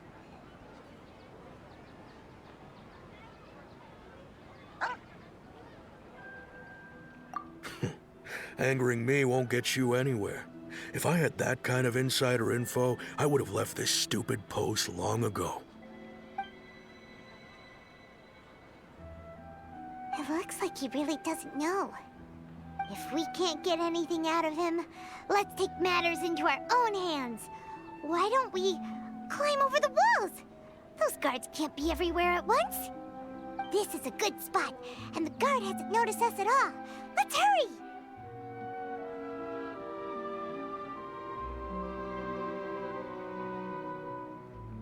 Huh? Why? Are you going to leave Paimon behind?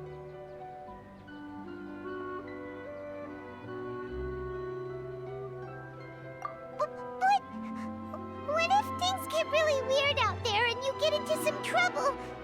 Then Paimon won't be able to help you. Oh, Paimon knows that Paimon can't do much, but we've always been together, haven't we?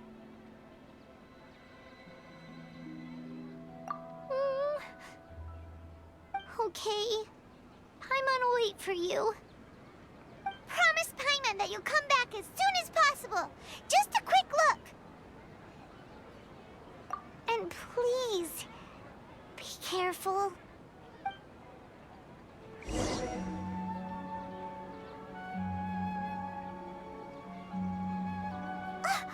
Memories!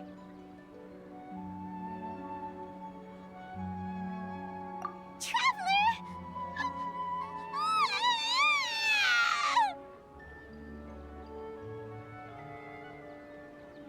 Paimon thought Paimon would never see you again. You just disappeared. Paimon waited for you for hours and hours at the city wall and you never came back.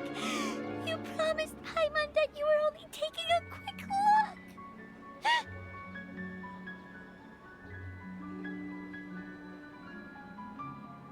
Paimon, calm down. She's here now. I don't think she understood what you were saying. Paimon doesn't care! Paimon wanted to go look for you, but you also said that Paimon should stay! Paimon was so worried and so scared the entire day!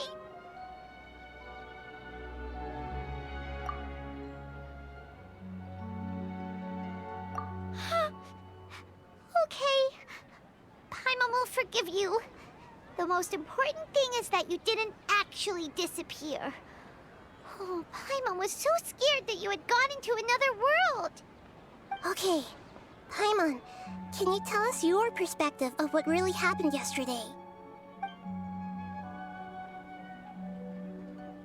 I see. Using two people's different perspectives. After that, you left the city. Paimon kept her eyes on you the whole time, but then you disappeared in an instant.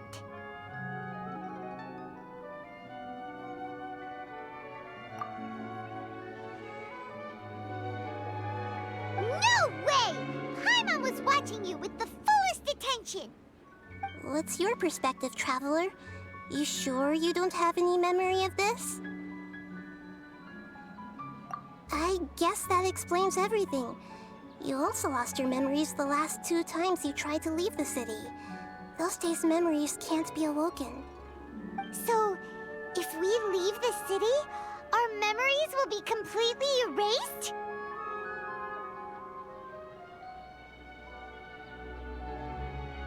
It really sounds like something big outside of the city is being hidden on purpose. But this way, we'll also never discover what's outside. Something like a message? But how can we send it back? Don't look at me like that. I'm not used to being stared at. Well... Okay. You want something that can pass on messages, right? Give me some time and take care of Dunyarzad for me. Yep, now we're talking.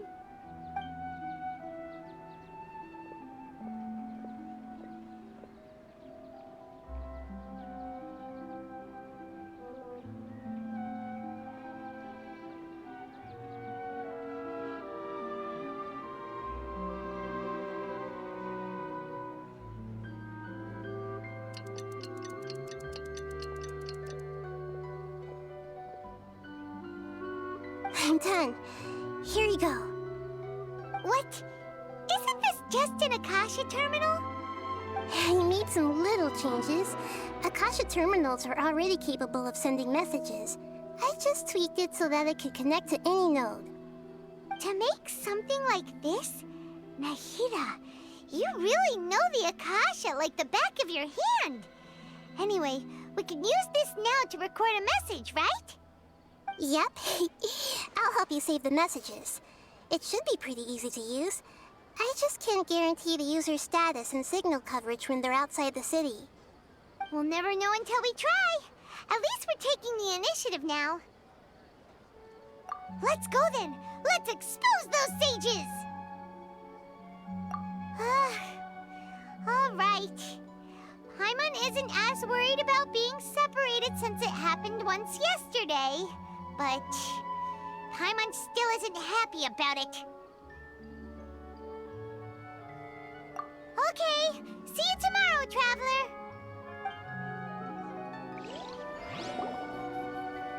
That covers everything that's happened so far.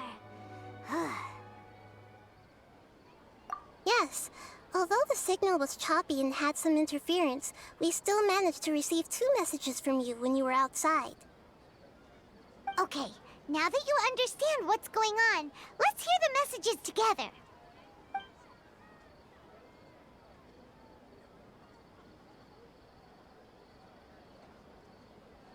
Can't go back. There are countless spaces here. Our Sub-Zero's festival in Sumeru City is just one of them. I've entered another space. Before me are flowing sandstone and howling fish.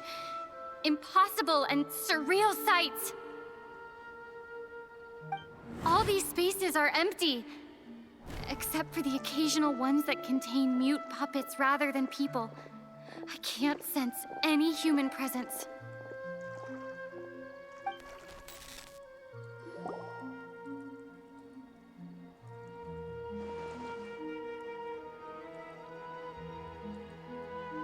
That's one heck of an info dump. It sounds like you left the Sumeru City space when you set foot outside of the walls. But everything looked completely normal when Paimon was looking out from the inside. That's unbelievable. And if we take your word for it, the other spaces all had very weird contents. There's another part here. We only received it last night. These spaces have been disappearing, one after the other, absorbed by something like a sun in the sky. And now, even the final space has also disappeared. Behind me, a lot of spaces just appeared again from thin air. I get it now. Those spaces are actually...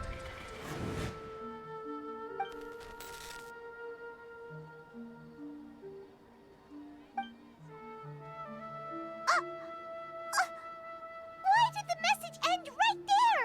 What did the Traveler want to say? What are those spaces? Probably because yesterday just happened to end at that moment. Oh, right. Paimon did hear a beep from the Akasha. Did it come from here or from the message?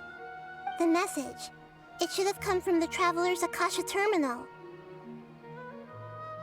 After the beep, Traveler said even the final spaces also disappeared. Traveler, what do you think that final space could have been? All the bizarre spaces I saw outside the city had one thing in common. A lack of human presence. Was that space actually the real world? But wouldn't a real space just randomly disappearing like that be catastrophic? My impression is that each day in this samsara only ends at the sound of that beep from the Akasha.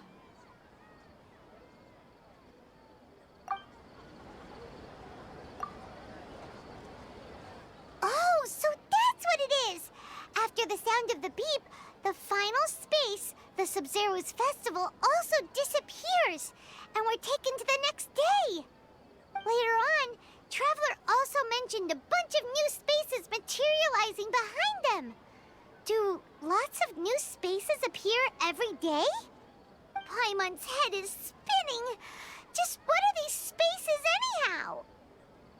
Well, consider this.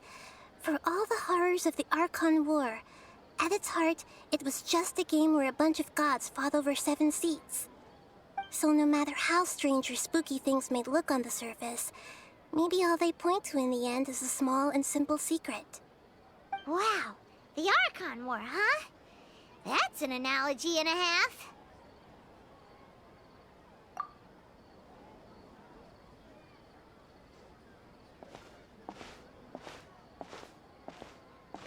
Hey! Where are you going?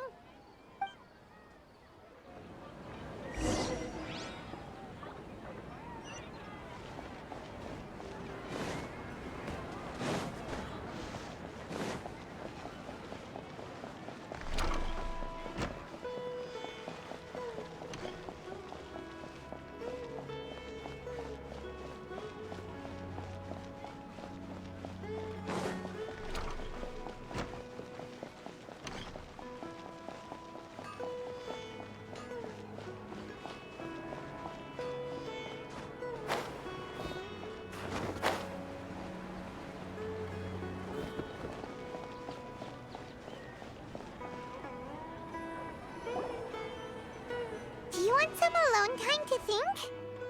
All right then, Paimon won't disturb you.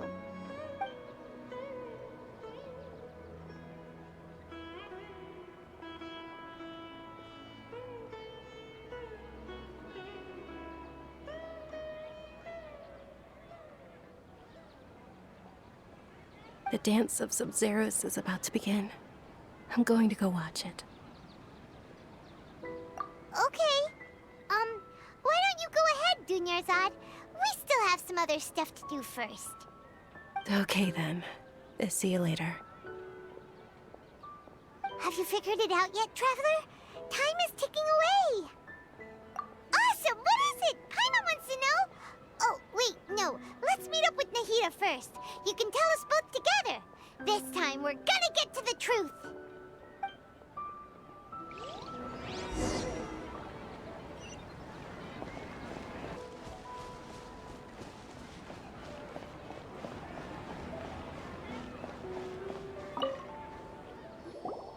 You're back. I've been waiting forever for you two. Judging by the looks on your faces, are you ready to take your Sub-Zero's exam and graduate from the festival?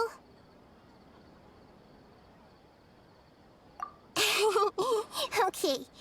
First off, have you discovered the hidden truth? Okay. Nahida said, the Akasha relies on the power of a gnosis to operate, as it is the manifestation of the God of Wisdom's power. It compiles the wisdom of the entire populace, and it grants knowledge to the people. We've already experienced the Sub-Zero's festival many times, and the day of the festival seems to be in a perpetual samsara. All the bizarre spaces I saw outside the city had one thing in common: a lack of human presence. Those spaces remind me of dreams, like the one I had in the Avidia Forest, except these have no sign of human presence. The moon, illusions, and lies. What do they all mean? People in Sumeru don't dream. What a strange phenomenon.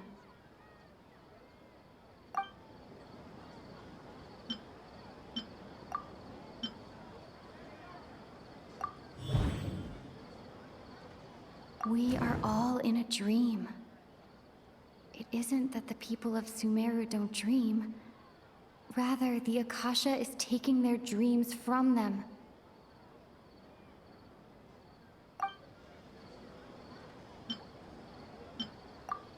People in Sumeru think they don't dream, but the truth is the Akasha steals their dreams without them knowing it.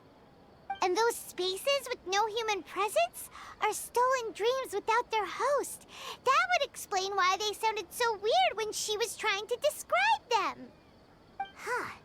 So people in Sumeru do dream after all. In fact, we're all in one big dream together right now. Correct answer. Now, how did you conclude that the Akasha is capable of this?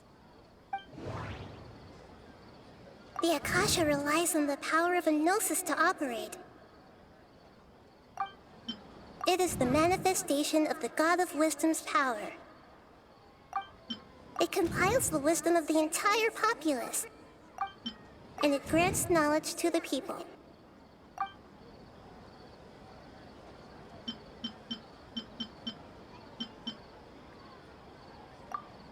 Oh, okay.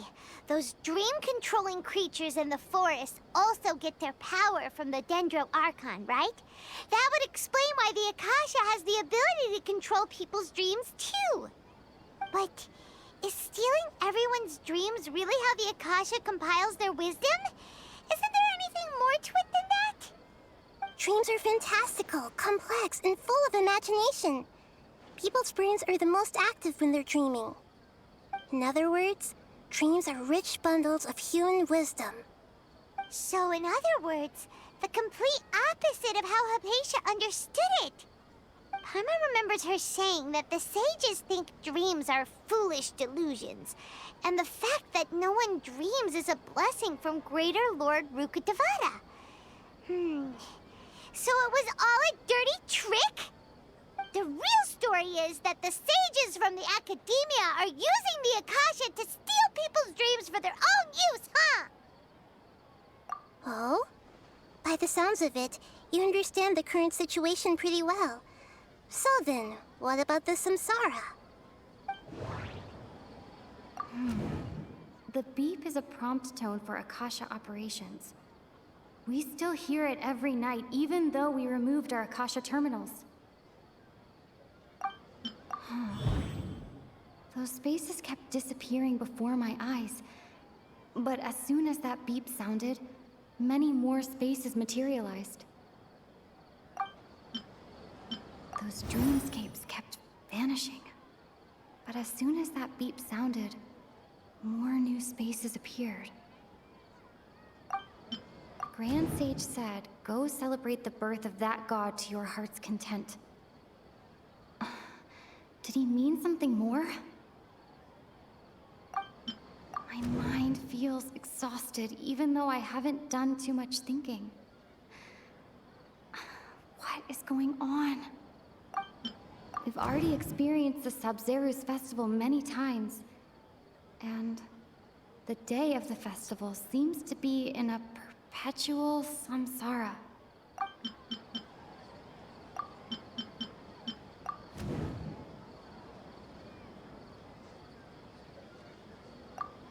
Correct. The Akasha is keeping each person's brain in a constant dream state, but also separating their consciousness from their own dream. Their disembodied consciousness is placed inside the collective dream of the Sabzeruz festival along with everyone else's, while their now vacant dreams are harvested by the Akasha. No one is any the wiser as another day passes in the dream, and so begins another samsara cycle. People wake up to yet another dream about the Sabzeruz festival. The dreams that belong to them are once again harvested by the Akasha, and so it continues. So, this is like a dream factory, and the Akasha is a dream harvesting machine. Did Paimon get that analogy right? Very good, Paimon. Using analogies well is an excellent habit to get into. Okay, so that beep we keep hearing is actually from our real-life Akasha terminals. Taking off our terminals in this dream doesn't do anything. All right, last question. Who am I?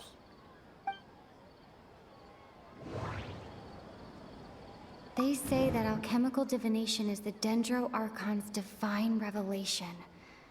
So then, if Nahida has referred to herself as the moon... Now that I think about it, wasn't illusions a hint that we're all dreaming?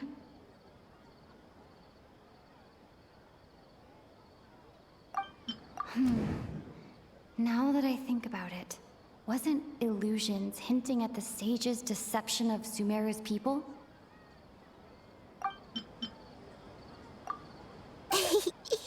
So you noticed. I thought that one would be the hardest question. That's why I put it last. That wasn't hard at all. Even Paimon guessed that. Everything about you is different. We just didn't want to expose you is all. Now that you mention it, Nahida, you've been hinting to us since the very beginning. It's funny. Thinking back to when we were asking all over the place for info about Lesser Lord Kusanali, Paimon didn't expect to meet you like this.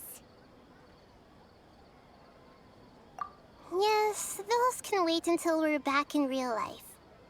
On the other hand, I'd be happy to answer any more questions you have about here and now.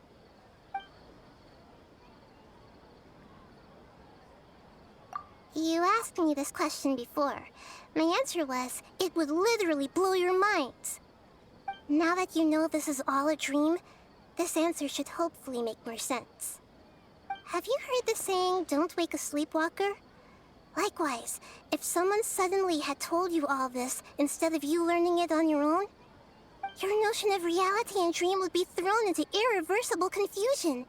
I couldn't expose you to that kind of risk. That's why I could only give you very subtle hints and some suggestions. Long story short, I'm really sorry I had to keep you guessing.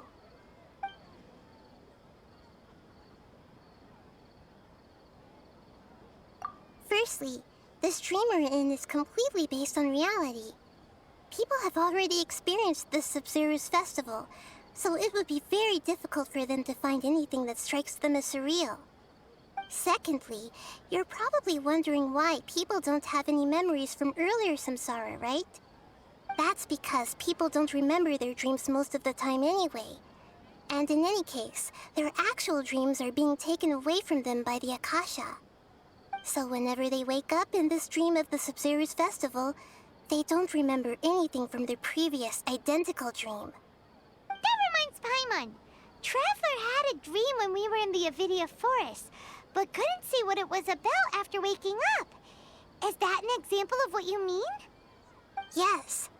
Only after receiving the blessing of Dendril can a person gain the Dendril element's dream-enhancing power. That explains the feelings of déjà vu. Meanwhile, everyone else has no idea that they are in the Sub-Zero's Festival Samsara, while their dreams are stolen from them over and over again.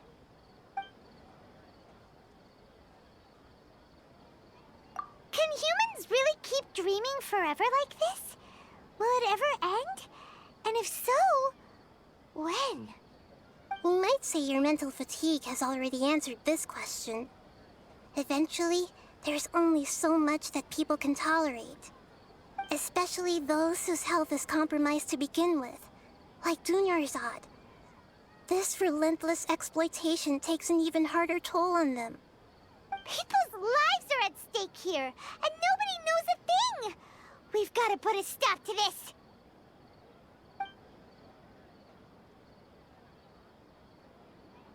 I know, right? Why did they have to base this dream on my birthday? Could it really just be a coincidence? Even you don't know the reason?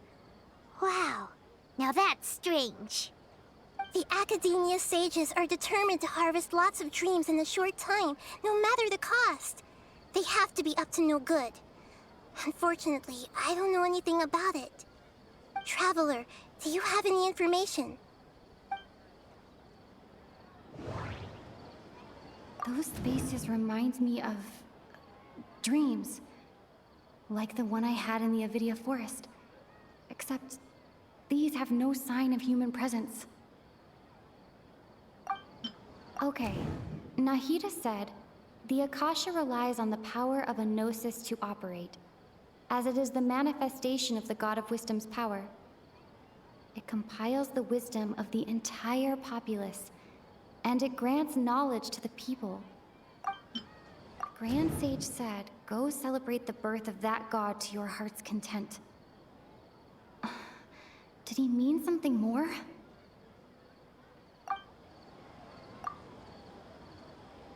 Celebrate celebrate the birth of that god?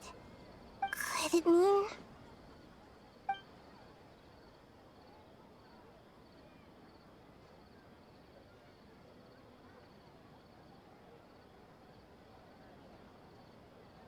deceiving the people of Sumeru with no regard for their safety.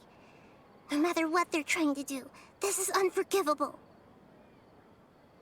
After we end the Sub-Zero's festival, Samsara, we have to look into them. How can the sages of the Academia do this behind their Archon's back? This is ridiculous! In the end, I'm just the moon. The real sun is long gone. A sun and a moon?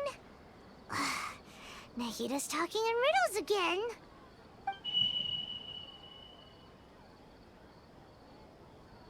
Oh, we're out of time today. I'll tell you how to break free of the samsara tomorrow. See you then.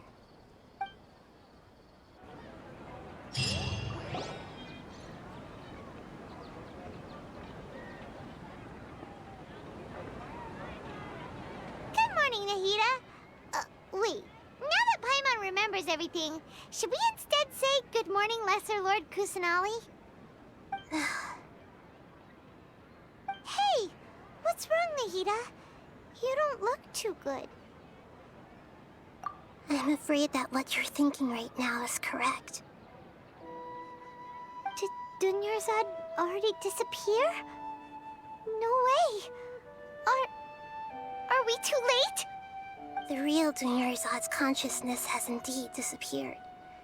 It can no longer endure the constant dream harvesting.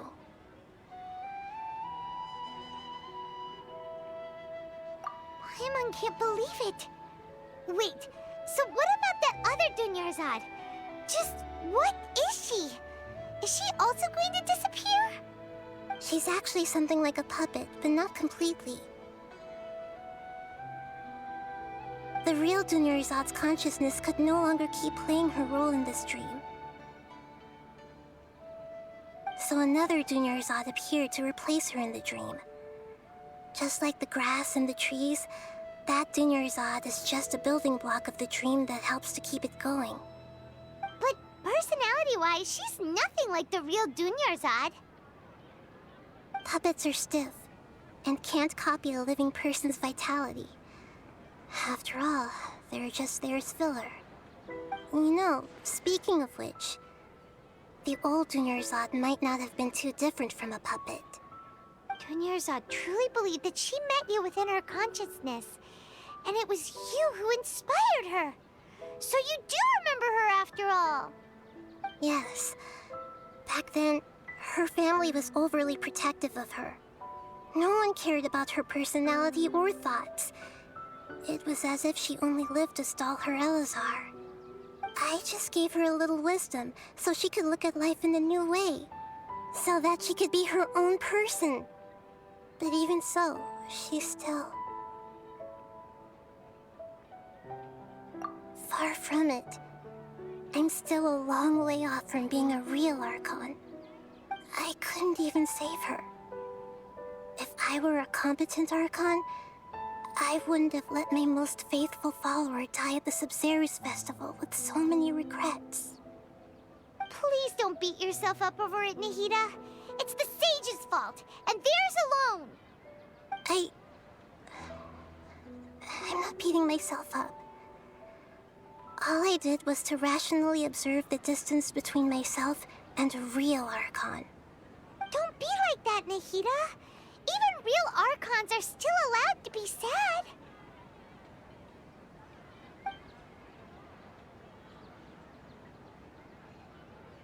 To prevent more tragedies like this, we must end the samsara as soon as possible. Great, but how do we do that? Although the Sub-Zero's festival dream is under the Akasha's control, only humans can dream. Even the Akasha is unable to create them. That means this dream belongs to a host who created it.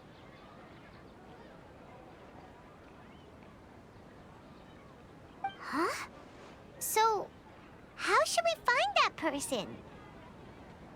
Well, if this is someone's dream, then everything here must come from deep within their consciousness. Which means, with the power of imagination, they can change anything in this dream. Imagination? What do you mean by that? Imagination means breaking through what you perceive as normal. Like when the server at the tavern brings a plate to you, you'd naturally assume that food is on it. However, if you're the dream's host and you become aware that you're dreaming, when you imagine gold and more on the plate, the dream will respond in kind, and the server really will bring you gold and mora. But right now, our host is unaware that this is a dream. No matter how many times they're served, it will always be food. Find some way to make that person realize that they're dreaming. Usually, once that happens, the person will wake up and the dream samsara will be broken. How are we going to find them, though? If it could be anyone, it'd be like looking for a needle in a haystack. And even if we did find them, how are we supposed to make them realize they're dreaming? After all, like you said, don't wake a sleepwalker. It's extremely difficult, yes. But the only ones who can do it are you two. Remember, everything you've achieved up to this point has all been for the sake of finding the host and ending the samsara. As for me, during this time, I'll be out of town. Out of town? Are you going to that place full of dreams where the traveler went? Yes. I want to try something. There must still be a small wisp of possibility. Hurry and go. Dreams are supposed to be fantastical, romantic, and full of pleasant surprises. Unnecessary things like this samsara need to end. Paimon's still a little upset that we've come this far only for Dunyarzad to... She was such a good person, with such a simple wish. But fate was against her. Yeah, saving Dunyarzad is what kept us going this whole time. But we mustn't lose hope, Traveler. Dunyarzad would definitely want to see us save everyone else. So let's break the samsara for her sake. Paimon's wondering, do you think the sages would get one of their own to be the host of this stream? Feels like it would be easier to control it that way, no?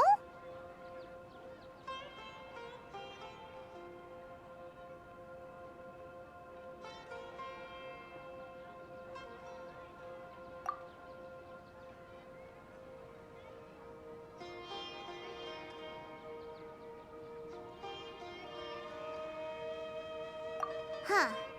That's true. Plus, the sages probably weren't counting on there being other factors beyond their control, like Nahida and us. So, who do you think the host of the dream is? Oh, that would make sense. Ferris, the Knight of Flowers, is a symbol of the wholesome Zeru's festival, right? Pretty core character. Let's go ask him some questions, shall we?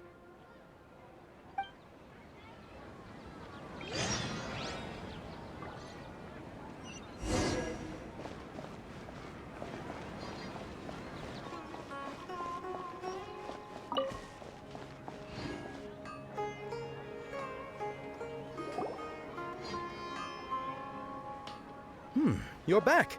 You left in a hurry last time. Is everything okay? Everything's fine. Just, it's a little hard to explain. Would you mind taking part in a little experiment with us? An experiment? That came out of nowhere. I'm listening, though. What do you need me to do? Could you make a wish? You want me to make a wish? Is that a new Sub-Zero's festival tradition or something? Less questions, more wishing! Okay. My wish. Okay. I'm a little nervous saying this out loud, but I want Miss Dunyarzad to be happy. Oh. I noticed earlier that she looked a bit down, and she wasn't really talking to anyone. She just doesn't seem like herself. She's always so gentle and kind, and all the kids love her. I've also wondered if the reason she asked me to be Fairest Knight of Flowers is because I'm special to her, or something. So, you have a crush on Dunyarzad? Oh, is it that obvious? After what I just said, I guess it is. When she placed the hat of the Knight of Flowers onto my head, she said to me, I want everyone to have a happy Sub-Zeru's festival. What she didn't realize was that I'm not that interested in how everyone else feels. In that moment, I just wanted to be her Knight of Flowers for the rest of my life. 50 years? 100 years? I'll serve her till the end of time. Okay, yeah, that was a bit much. Felt like the right moment to get it off my chest, but that was pretty embarrassing. Okay, I'm ready to make my wish. I would like Miss Dunyarzad to appear in front of me right now with a smile on her face. Here goes. Please come true.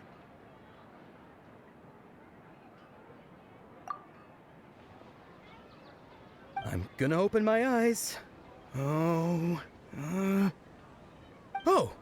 you're... What? Fucky? Sorry, but only one portion of Yelda candies per person. Back home you go. Nice try, you two. Anyway, never mind. I don't need to see her appear right in front of me. As long as she's happy. Guess he isn't the host of this dream after all. Should have expected it wouldn't be this easy.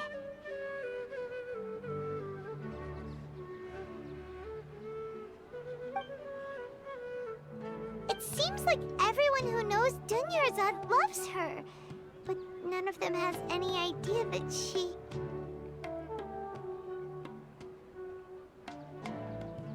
My lady, step back. That sounds like Tia! Oh, right. This is when Dunyarzad bumps into the kidnappers. Huh? But Tia can handle them. Hey, Traveler!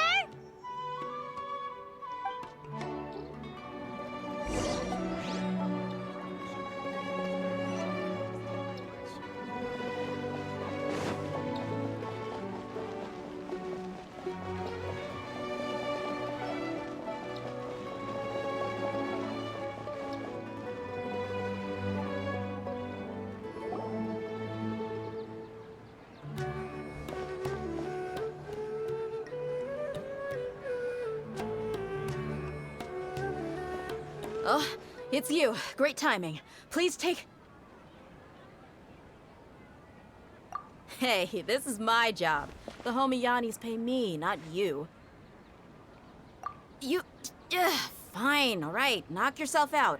Why are you so worked up anyway? It's not like I don't trust your fighting skills. Anyway, watch yourself.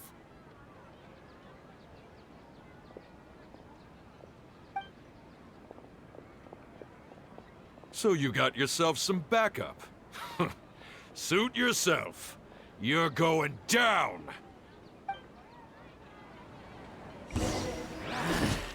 New hunting. Take my... Traveler, were you just taking your anger out on those guys? You and Nahida both. Dunyarzad wouldn't want to see you two like this. Oh, and speaking of her, Paimon just remembered something. Remember how during the first Sub-Zeru's festival, before the Samsara started, we came here with Dunyarzad because she wanted to pick something up? She said it was because she had forgotten something. Okay, so Paimon's memory is working so far. Anyway, Paimon also remembers that she is staying somewhere around here. She pointed it out to us the night before the Sub-Zero's festival. Yeah, even if it's only a tiny clue, it'll probably still help us more than this needle in a haystack search.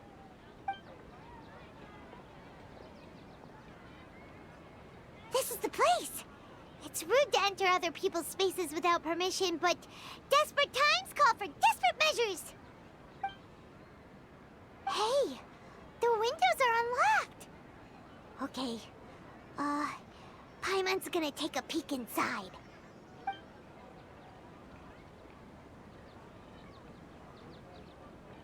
This was only a temporary residence, so there was pretty much nothing inside except this book on the table.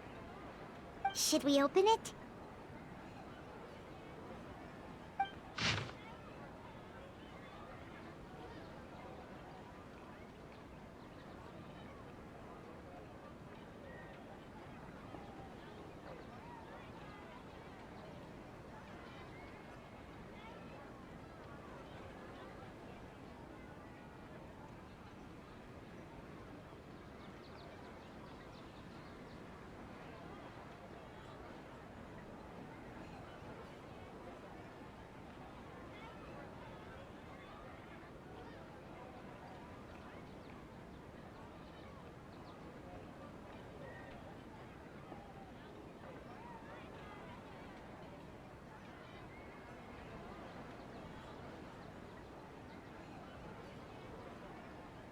Wow.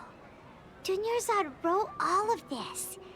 Sounds like she was always thinking of us even while we were away.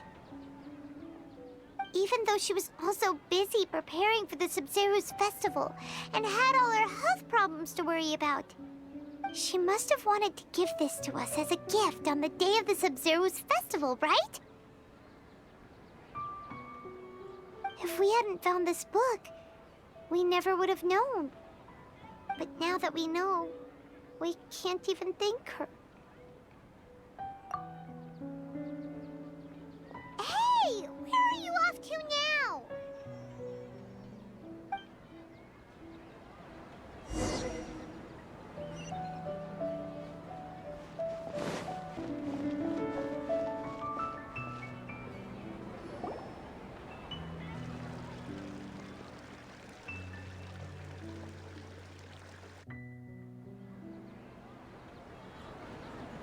It's Dunyarzad's puppet.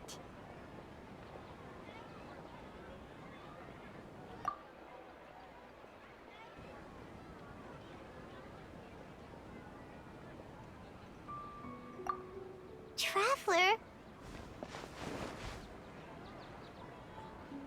You must be exhausted. Come to think of it, we've been stuck in this place for a really, really long time. Heck, even the last time we were chatting happily with Dunyarzad feels like an eternity ago.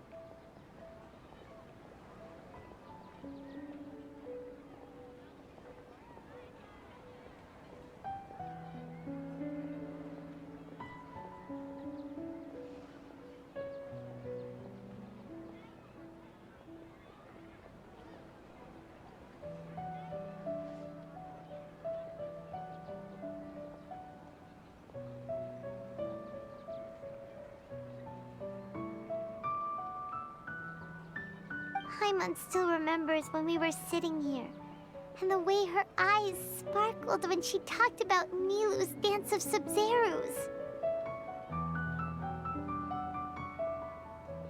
There will always be frustrations in life, but I know that the point of living is not to leave behind any regrets.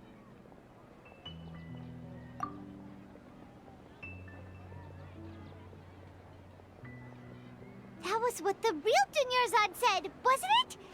Does that mean... Yes, Traveler. What is it? Oh, so she's still just a puppet. But just now, how come...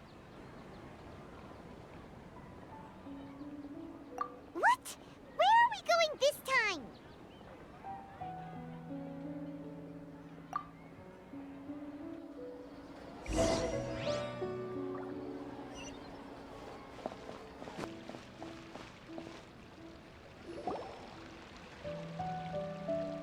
If you continue to resist, we will have to order an investigation into every single event organizer.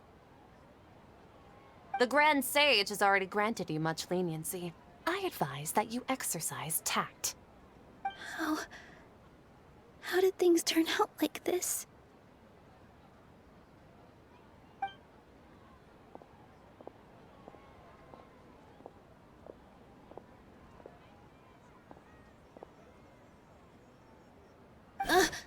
Traveler? You don't have to get involved. He's a sage from the Academia. I don't want to drag you into this. Traveler? Traveler? What the heck are you doing? If you get arrested by the Academia, that's another day gone to waste!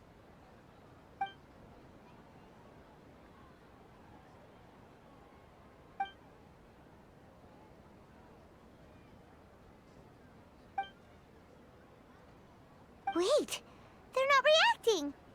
Have they been scared stiff? Oh, of course! If this is the Sage's plan, they wouldn't put themselves through this. So they're just substitutes. What is this? What happened to the Grand Sage and his entourage?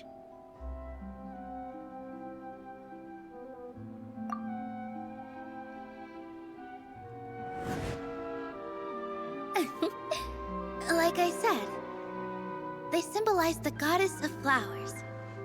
It's just a shame that all the real Padisaras went extinct after her death.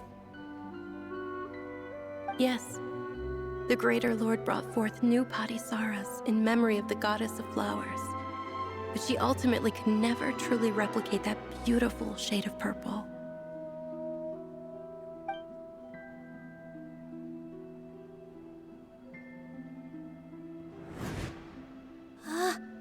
That beautiful shade of purple. Aren't these flowers real Padisaras? Just like the ones from the legend? I didn't even notice. Dunyarzad, did you find these? But didn't you just say all the real flowers went extinct after the goddess of flowers passed away? So, how? Yeah. What's going on here? Huh?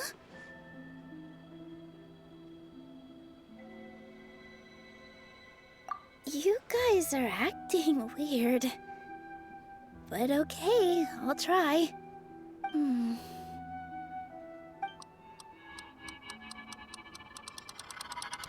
Hey!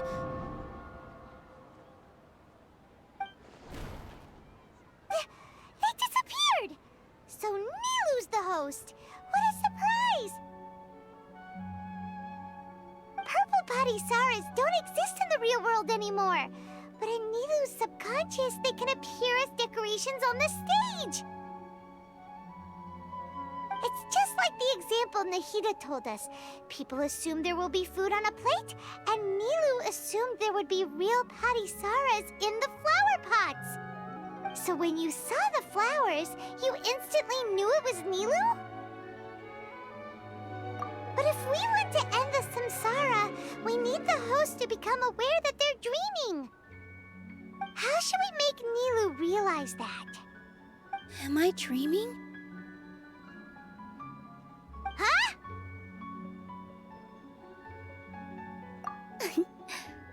So I'm right. Is this Lesser Lord Kusanali responding to our celebration of the Sabzeruz festival? Wrong guess, but you aren't completely wrong either. The point is, what made you think this is a dream?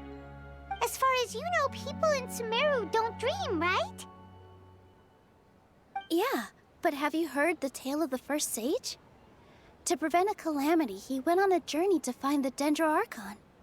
Ooh, sounds familiar. Dunyarzad told us a story like that when we first arrived in Sumeru City. So it was about the first sage, huh? Yep, but in the part you heard, he hadn't become the first sage yet. There's more to the story. His piety and wisdom were acknowledged by the Dendro Archon, and she finally gave her blessing to him. All kinds of spectacular scenes appeared in front of the first sage, as if all the knowledge in the world was being painted onto a canvas right before him. He was captivated. After who knows how long, he mastered all the knowledge he could comprehend. Afterward, he said to the Dendro Archon, "I miss my parents, my wife, and my children. I've been away from home for far too long. They must be worried." The Dendro Archon smiled. The next second, the sage found himself lying in his bed, as if he had just woken up from a dream. His wife, lying next to him, said, "You're off to search for the Dendro Archon today, aren't you? Have a safe journey, my love." In the end, the first sage took care of many disasters in Sumeru City, and founded the Academia. What a happy ending. So, the first sage was dreaming ever since the beginning of the story? He never went on his journey? Yes, but his faith and determination were conveyed to the Dendro Archon, so she blessed him in the form of a dream. Paimon understands where you're coming from now. That's a really interesting connection. But we really gotta wake up soon, like the sage in the story! I see. Well, it just so happens that today's Sub-Zero's festival is almost over too.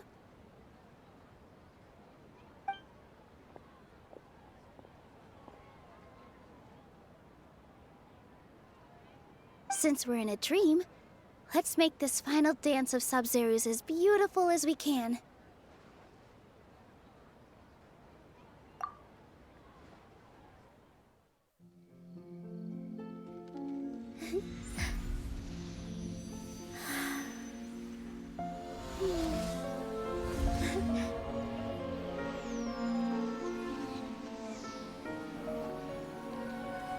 The wait is over, everyone.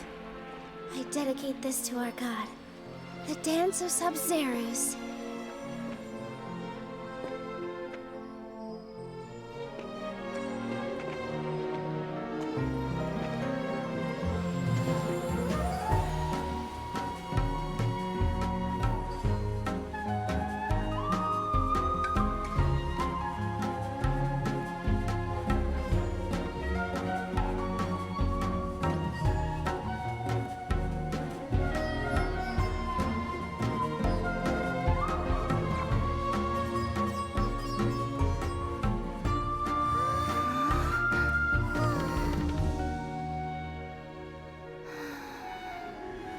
I'd be lying if I said I had no regrets. I would have loved to see Nilou's dance.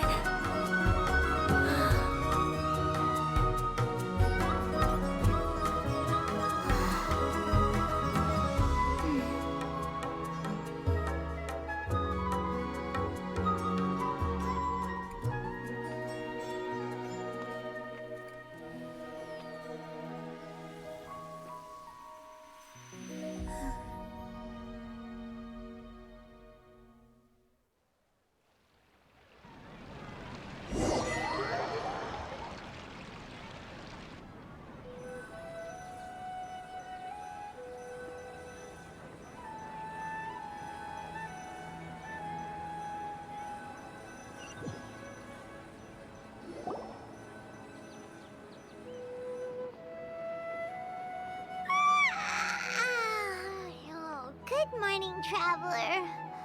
Oh, Paimon feels like she's been asleep for the longest time. Paimon's head feels super heavy. Did we oversleep? Do you even remember going to sleep last night? Paimon thinks it was after the Sub-Zero's festival. The Sub-Zero's festival! Have we finally escaped from the Sub-Zero Samsara? Quick! Take off your Akasha terminal!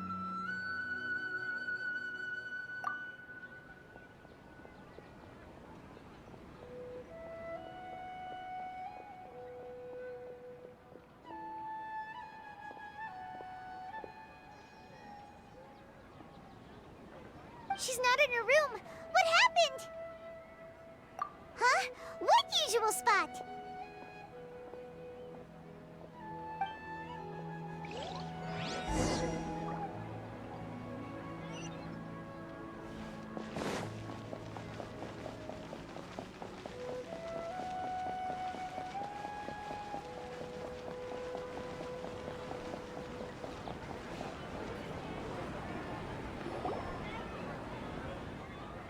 Well done, Traveler and Paimon.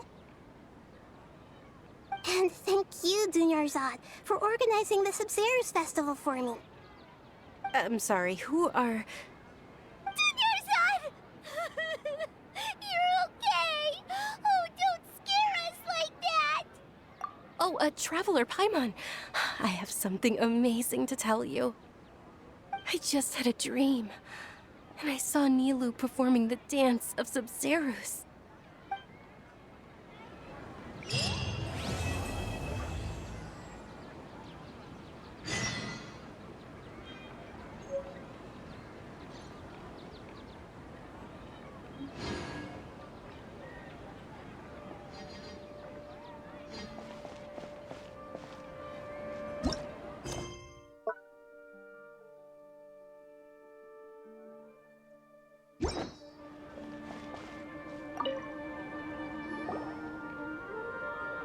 You're actually Nahida, aren't you? Paimon felt like Catherine was acting weird when we met at the Sub-Zero's festival. And Dunyarzad, did you save her? It's a really long story. We shouldn't disturb her. Her consciousness is still weakened. Let's chat somewhere else. How about by the Traveler's favorite bench?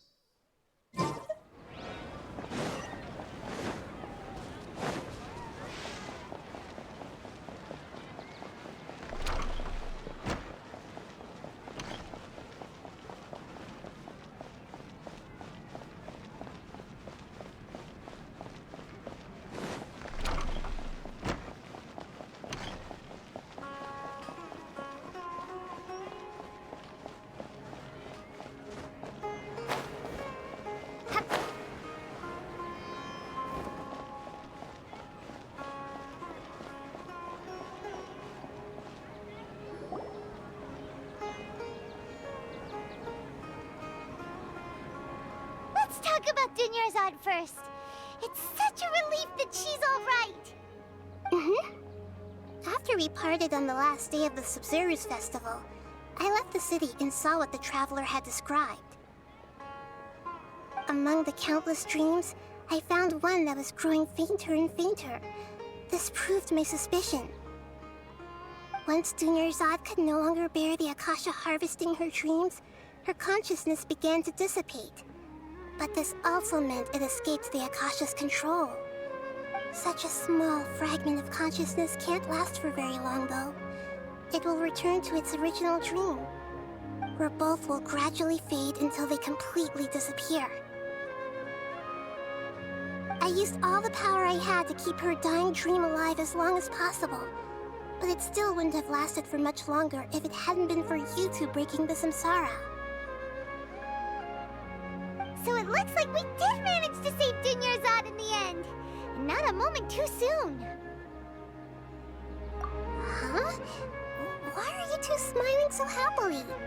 I thought you'd be so moved that you'd start crying. I need to spend more time observing human emotions. Both are fine. Everyone reacts differently. All right. You two must have a lot of other questions for me, right? After all, you saved my faithful believer. As your reward, I will answer any and all questions. At the Avidia Forest, there was this incense that made the traveler fall unconscious and dream of a huge tree and a red sky. You also heard someone's voice, right? It said world and forget me. Yeah, so you do know! We've been wanting to ask you what that was about, and if the red sky was related to Conria. It seems like the traveler established a connection to Irminsul. That was a message left by Greater Lord Rukkhadevata's residual consciousness in Irminsul. Perhaps her last memory before she died. As you two probably know, Greater Lord Rukkhadevata disappeared after the disaster in Conria. The timings of these events do line up, so your suspicions are reasonable. A message from Greater Lord Rukkhadevata? We thought it was from the Scarlet King. The Scarlet King? That god who died even longer ago? Some present-day desert dwellers still worship him. You probably just heard some of their conspiracies. Okay, so what does the message mean?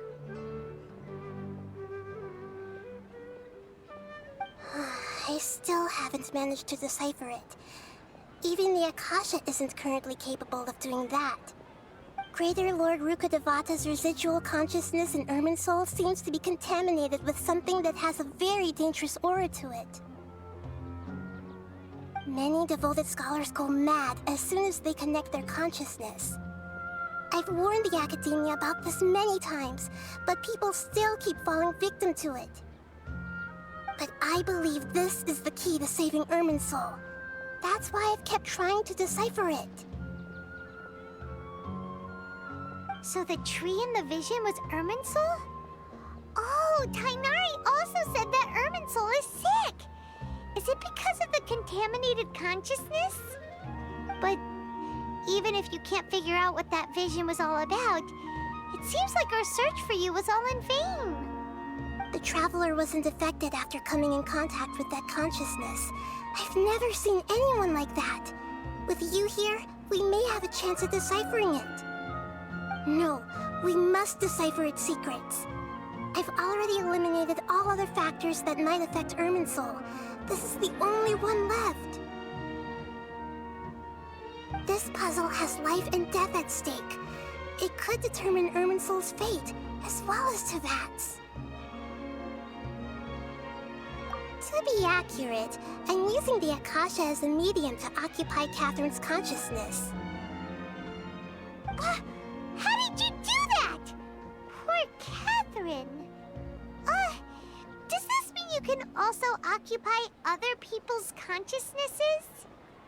Theoretically, I can enter anyone's mind as long as they're wearing their Akasha terminal.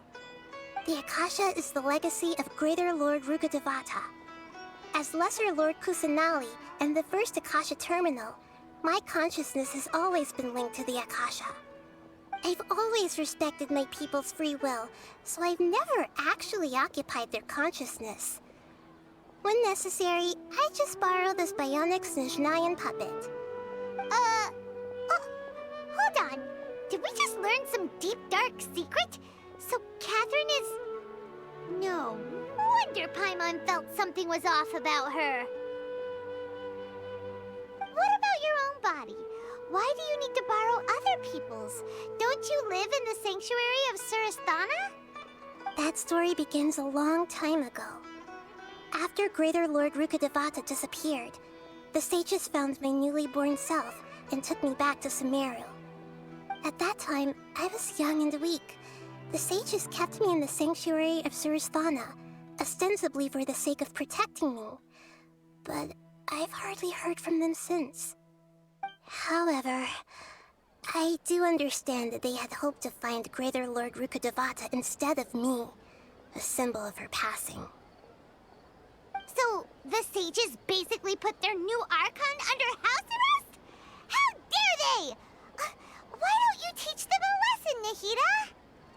In some ways, they aren't wrong. Greater Lord Rukkhadevata was omniscient and omnipotent. Even after her death, the Akasha is still empowering this nation. And I'm still really far away from being able to call myself the God of Wisdom. Moreover, the Academia is also more proficient at governing this country. My existence has little meaning. Yeah, you got a lot of believers. Just look at the Sub-Zero's festival. Everyone who showed up truly loves you. Thank you for the kind words. But I honestly don't need physical freedom as long as I can connect my consciousness to the Akasha. Trying to find a way to save Irminsul is my life's mission and top priority. I will work on that, and try to live up to being a deity in the meantime. Every once in a while, I will also take up the duties of the God of Wisdom and enlighten a lost soul here and there. Doing all that should be enough. There's never been any big problems with the Academia's governance of Sumeru. This is the first time I've seen them step out of line. I wonder what caused them to go down this path, and what they hope to achieve. Even though the city's residents haven't noticed anything strange, if the Traveler hadn't broken the Sub-Zero Samsara, the situation could have become dire. I tried to do some investigating in the Akasha, but I couldn't find anything suspicious. And all the people of interest seem to purposely avoid wearing their Akasha terminals. I think they're deliberately trying to hide something. Oh, that reminds Paimon. In Gandharvaville, there was a sage who had invited Tainari to join some kind of project. Could it be related? Regardless, I need to first investigate the sage's motives, make things right, and punish them if needed. But I'll have to be discreet, or they'll see me coming. You mean how the Akasha stops you from having dreams? Yeah, it's been such a long time. No one's noticed something's up? It's not that no one noticed. It's more like no one cared. Ultimately, it's all rooted in the sage's misdirection. Misdirection? The sages convinced everyone to believe that being unable to dream is a sign of rationality and wisdom. Not dreaming is a badge of honor in Sumeru. Even if the truth is that their dreams are being reaped by the Akasha.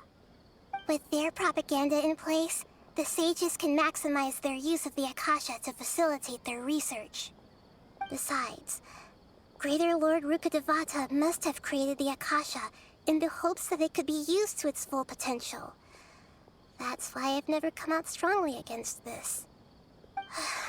Anyway, the perspective advocated by the sages drowned out any voices of doubt. By now, even those who never use Akasha terminals find it too shameful and embarrassing to talk about their dreams. Got it! I hope my answers were satisfactory, seekers of knowledge. To be honest, maintaining Dunyarzad's fading dream took a lot of mental energy. I think I may need to rest for a while. Oh, and you don't need to worry too much about the sage's activities for now. The Akasha won't be able to conduct another project on the scale of the Sub-Zero Samsara in the immediate future. Go and get some sleep. Leave everything to us. What a relief.